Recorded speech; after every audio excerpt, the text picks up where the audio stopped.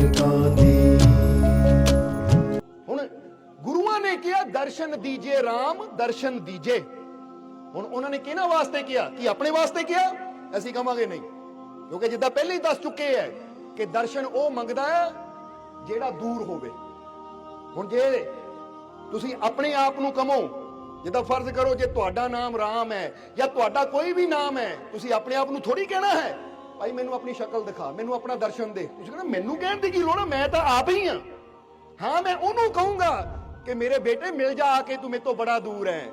ਪਤਨੀ ਤੋਂ ਪਤੀ ਦੂਰ ਹੈ, ਪਤੀ ਤੋਂ ਪਤਨੀ ਦੂਰ ਹੈ, ਬਾਪ ਤੋਂ ਬੇਟਾ ਦੂਰ ਹੈ, ਬੇਟੇ ਤੋਂ ਬਾਪ ਦੂਰ ਹੈ, ਇੱਕ ਦੋਸਤ ਤੋਂ ਦੋਸਤ ਦੂਰ ਹੈ। ਉਹਨੂੰ ਕਹੇਗਾ ਭਾਈ ਕਿੰਨੇ ਦਿਨ ਹੋ ਗਏ, ਆ ਕੇ ਮਿਲ ਜਾ, ਬੜਾ ਦੇਖਣ ਨੂੰ ਦਿਲ ਕਰਦਾ ਹੈ। ਪਰ ਆਪਣੇ ਆਪ ਨੂੰ ਕਦੀ ਨਹੀਂ ਬੰਦਾ ਕਹਿੰਦਾ ਆਪਣੇ ਆਪ ਨੂੰ ਮਿਲਣ ਨੂੰ ਦਿਲ ਕਰਦਾ ਹੈ, ਆਪਣੇ ਆਪ ਨੂੰ ਦੇਖਣ ਨੂੰ ਦਿਲ ਕਰਦਾ। ਉਹ ਕਹਿੰਦਾ ਮੈਂ ਤਾਂ ਹਾਂ ਹੀ। ਇਸ ਲਈ ਗੁਰੂ ਵੀ ਜੇ ਕਹਿ ਰਹੇ ਦਰਸ਼ਨ ਦੀਜੇ ਰਾਮ, ਤੂੰ ਆਪਣੇ ਵਾਸਤੇ ਨਹੀਂ ਕਹਿ ਰਹੇ, ਕਿਉਂਕਿ ਆਪ ਤਾਂ ਉਹਦੇ ਚ ਮਿਲ ਕੇ ਉਹਦਾ ਰੂਪ ਹੈ ਹੀ।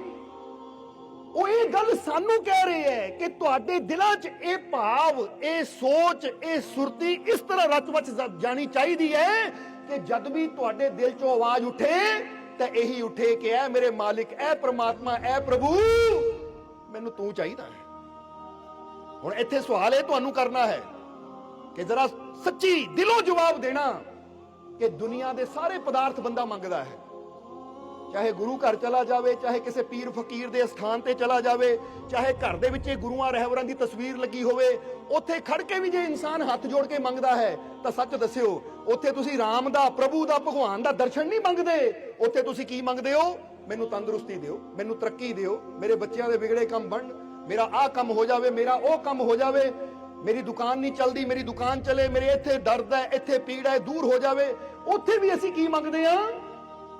ਸੰਸਾਰ, ਸੰਸਾਰ ਦੀਆਂ ਵਸਤੂਆਂ, ਸੰਸਾਰ ਦੇ ਪਦਾਰਥ। ਹੁਣ ਜਦੋਂ ਗੁਰੂਆਂ ਨੇ ਦੇਖਿਆ ਕਿ ਜਿਹੜੇ ਮੇਰੇ ਪਿਆਰੇ ਹੈ, ਮੇਰੇ ਨਾਲ ਜੁੜੇ ਹੋਏ ਹੈ, ਇਹਨਾਂ ਅੰਦਰੋਂ ਤਾਂ ਦੁਨੀਆ ਦੀਆਂ ਮੰਗਾਂ ਹੀ ਨਹੀਂ ਮੁੱਕ ਰਹੀਆਂ, ਇਹਨਾਂ ਦੇ ਅੰਦਰ ਤਾਂ ਦੁਨੀਆ ਦੀਆਂ ਡਿਮਾਂਡਾਂ ਹੀ ਹੈ, ਦੁਨੀਆ ਦੀਆਂ ਮੰਗਾਂ ਇੰਨੀਆਂ ਹੈ ਕਿ ਜਿੱਥੇ ਵੀ ਜਾਂਦੇ ਐ ਸੰਸਾਰ ਨੂੰ ਹੀ ਮੰਗਦੇ ਐ। ਇਸ ਲਈ ਵੀ ਉਹਨਾਂ ਨੇ ਸ਼ਬਦ ਉਚਾਰਨ ਕੀਤਾ ਕਿ ਐ ਪਿਆਰਿਓ, ਆਪਣੇ ਦਿਲ ਚੋਂ ਦੁਨੀਆ ਨੂੰ ਕੱਢ ਕੇ ਉਹ ਰਾਮ ਨੂੰ ਵਸਾਓ। ਕਿ ਤੁਹਾਡੇ ਦਿਲ ਚੋਂ ਆਵਾਜ਼ ਨਿਕਲੇ, ਤੁਹਾਡੇ ਦਿਲ ਚੋਂ ਪ੍ਰਾਰਥਨਾ, ਪੁਕਾਰ, ਅਰਦਾਸ, ਅਸੀਂ ਕੁਝ ਵੀ ਕਹਿ ਲਈਏ, ਯਾਨੀ ਅੰਦਰ ਦੀ ਆਵਾਜ਼ ਨਿਕਲੇ ਤੇ ਇਹੀ ਹੋਵੇ ਕਿ ਐ ਮਾਲਿਕ ਦੁਨੀਆ ਤਾਂ ਦੇਖ ਲਈ, ਹੁਣ ਦੁਨੀਆ ਬਣਾਉਣ ਵਾਲਾ ਤੂੰ, ਤੈਨੂੰ ਦੇਖਣਾ ਹੈ।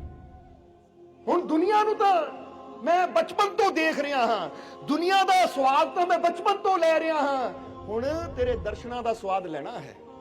ਹੁਣ ਉਹ ਆਨੰਦ ਲੈਣਾ ਹੈ ਜੋ ਤੈਨੂੰ ਪ੍ਰਾਪਤ ਕਰਕੇ ਹੁੰਦਾ ਹੈ। ਇਸ ਲਈ ਐ ਮਾਲਿਕ, ਐ ਪ੍ਰਮਾਤਮਾ, ਐ ਪ੍ਰਭੂ, ਆਪਣਾ ਦਰਸ਼ਨ ਦੇ। ਹੁਣ ਇਹ ਗੱਲ ਯਾਦ ਰੱਖਣਾ, ਇੱਕ ਦੇ ਕਿਸੇ ਇਨਸਾਨ ਦੇ ਔਲਾਦ ਨਹੀਂ ਹੈ, ਉਹ ਦਿਲੋਂ ਪ੍ਰਭੂ ਕੋਲੋਂ ਮੰਗਦਾ ਹੈ, ਉਹਨੂੰ ਔਲਾਦ ਮਿਲ ਜਾਂਦੀ ਹੈ। ਕੋਈ ਬਿਮਾਰ ਹੈ, ਉਹ ਦਿਲੋਂ ਪ੍ਰਭੂ ਅੱਗੇ ਅਰਦਾਸ ਕਰਦਾ ਹੈ, ਉਹਦੀ ਬਿਮਾਰੀ ਦੂਰ ਹੋ ਜਾਂਦੀ ਹੈ। ਜੇ ਇਨਸਾਨ ਦਾ ਕੰਮ ਨਹੀਂ ਚੱਲਦਾ, ਵਿਸ਼ਵਾਸ ਨਾਲ ਆਪਣੇ ਰੱਬ ਤੋਂ ਮੰਗਦਾ, ਉਹਦਾ ਕੰਮ ਚੱਲਦਾ ਹੈ, ਤਾਂ ਗੁਰੂਆਂ ਨੇ ਇਸੇ ਲਈ ਕਿਹਾ ਕਿ ਦਰਸ਼ਨ ਮੰਗੋ। ਕਿਉਂਕਿ ਜਦੋਂ ਦੁਨੀਆ ਦੀਆਂ ਮੰਗਾਂ ਸਾਡਾ ਰੱਬ ਪੂਰੀਆਂ ਕਰਦਾ ਹੈ, ਤਾਂ ਜੇ ਉਹਦਾ ਦਰਸ਼ਨ ਮੰਗਾਂਗੇ, ਉਹਨੂੰ ਮੰਗਾਂਗੇ, ਤਾਂ ਉਹ ਵੀ ਮੰਗ ਸਾਡੀ ਜ਼ਰੂਰ ਪੂਰੀ ਹੋਏਗੀ। ਪਰ ਹੁਣੀ ਉਦੋਂ ਜਦੋਂ ਮੰਗ ਉੱਠੇਗੀ, ਕਿਉਂਕਿ ਜੋ ਅੰਦਰੋਂ ਉੱਠਣਾ ਰੱਬ ਨੇ ਤੇ ਉਹੀ ਸਾਨੂੰ ਦੇਣਾ ਹੈ। ਸਮਝਦੇ ਹੋ ਕਿ ਨਹੀਂ? ਹੁਣ ਜੇ ਤੁਸੀਂ ਰੱਬ ਨੂੰ ਕਹੋ ਪਰਮਾਤਮਾ ਮੈਨੂੰ ਪੁੱਤਰ ਦੇ, ਰੱਬ ਨੇ ਕਹਿਣਾ ਲੈ ਪੁੱਤਰ ਨਹੀਂ ਦੇਣਾ, ਮੈਂ ਤੈਨੂੰ ਮਿਲਣਾ।